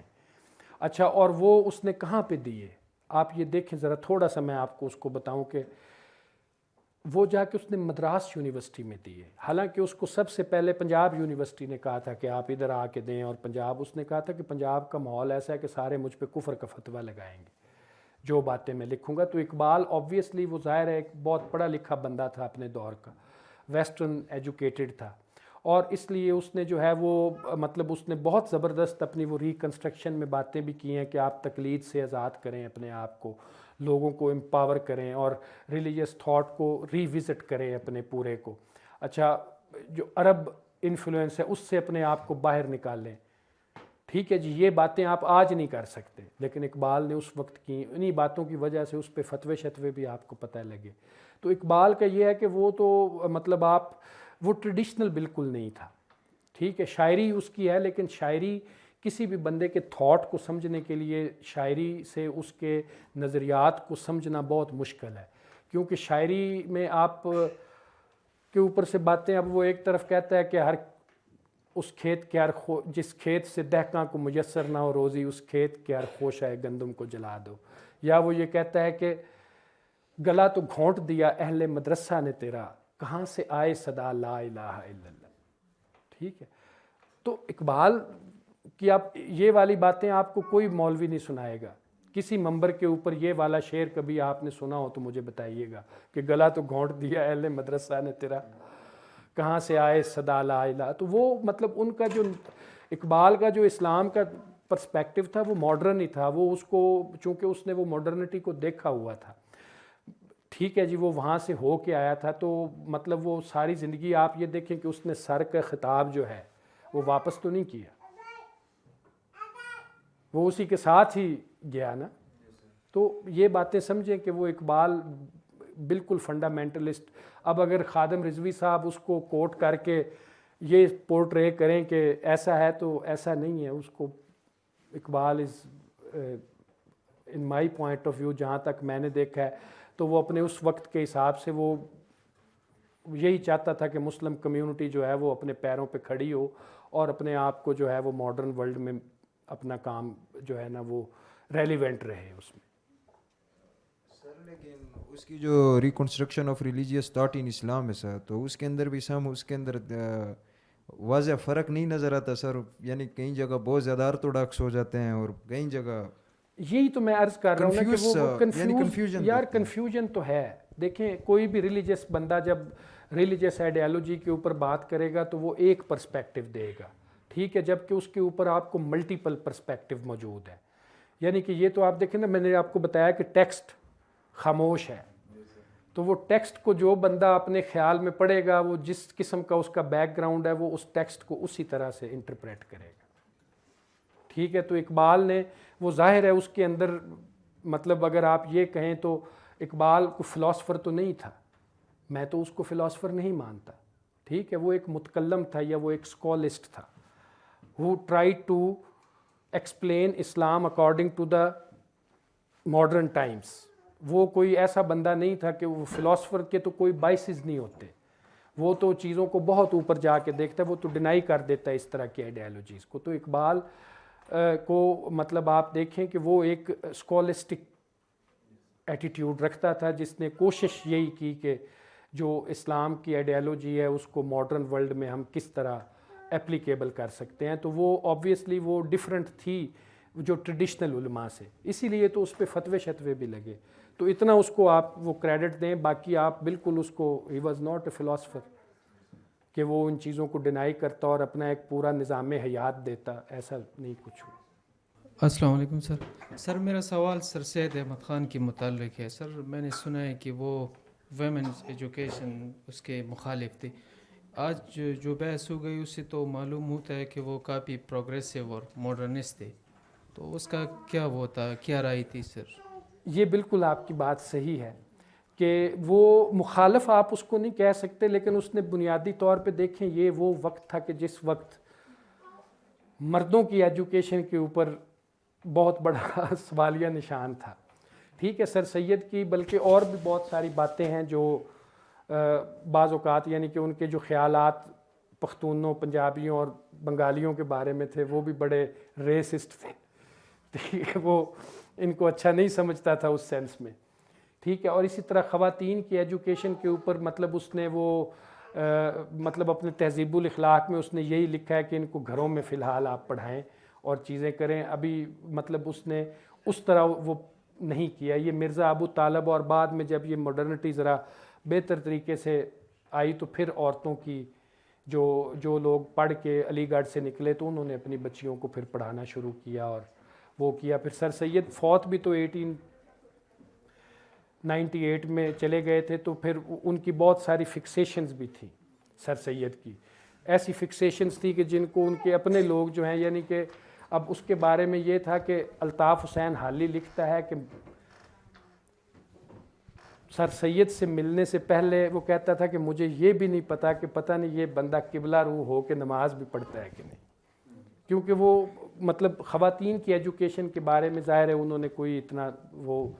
He was not a proponent of that. یہ ان کے پھر بعد میں محسن الملک، وقار الملک وغیرہ جو آئے تو انہوں نے پھر مطلب سر سید کے ہی جو آگے رفقات تھے یا جو لوگ تھے، چونکہ ان کو پھر ماڈرنٹی کے ساتھ اب نیگوشیٹ کرتے ہوئے کافی ٹائم ہو گیا تھا، تو پھر ویمن ایجوکیشن آگے آئی ہے. سر سید نہیں تھے، یہ آپ ٹھیک کہہ رہے ہیں. آپ نے حالی کا ذکر نہیں کیا لیکن آپ نے بھی حالی کا ذکر کر لیا. اور مطلب میرا خیال ہے وہ بھی ان کے رفقائے کار میں تھے، اور وہ ایک بڑی مشہور ہے کہ میں حالی سے مسدس لکھوا لایا ہوں ایک ان کا. تو I just wanted to ask کہ آپ نے ان کو کوٹ نہیں کیا، مولانا الطاف حسین حالی کو؟ جی وہ ان کی وہ حیات جاوید جو سب سے اچھی کتاب جو آپ کو ملے گی ان کے اوپر تو وہ وہی ملے گی حالی کی تو زیادہ، لیکن ان کا چونکہ وہ پوئٹری کے اوپر ان کا وہ تھا اور وہ تھوڑے ماڈرن وہ بھی تھے، ظاہر ہے ان کی وہ مد و جزر اسلام جو ہے وہ اسی چیز کو ہی ڈسکس کرتی ہے کہ کیسے اونچ نیچ آئی ہے اسلام کے اندر. تو مولانا حالی جو تھے وہ ظاہر ہے وہ پھر بہت امپریس بھی تھے سر سید سے، کیونکہ دیکھیں اس دور میں اپنی بات پہ اتنا زیادہ سٹینڈ لینا جب ساری دنیا ہی آپ کے خلاف ہے، اور ماڈرن ایجوکیشن اور سکول سسٹم اور یہ باتیں کرنا یہ آسان نہیں تھا. یہ سر سید کی وہ کنوکشن تھی، مطلب اس میں ظاہر ہے وہ کوئی پیغمبر ولی تو ہے نہیں کہ مطلب اس میں سے بہت ساری اس کی، ہم تو ہر بندے کو ایز اے انسان ہی ٹریٹ کرتے ہیں، تو اس میں بہت ساری شارٹ کمنگز بھی تھیں. اگر آج کے دور میں آپ ریسزم کا وہ لیول دیکھیں تو اس میں آپ کو اس کے جو ہیں وہ ریسسٹ ریمارکس نظر آتے ہیں اباؤٹ پنجابیز، اباؤٹ پختونز، اباؤٹ بنگالیز. ٹھیک ہے، وہ ایک وہ جو الیٹ مسلم جو ایک ہے اس میں ان پہ جو وہ تنقید ہوتی ہے وہ ساری اسی میں ہوتی ہے. ٹھیک ہے جی. تو باقی جو ان کا ادروائز کنٹریبیوشن ہے کہ اگر وہ اتنا بڑا بندہ نہ ہوتا اور وہ علی گڑھ اور یہ ساری چیزیں نہ بناتا تو پھر چیزیں مسلمانوں کے لیے زیادہ ڈیفیکلٹ ہوتی. شکریہ.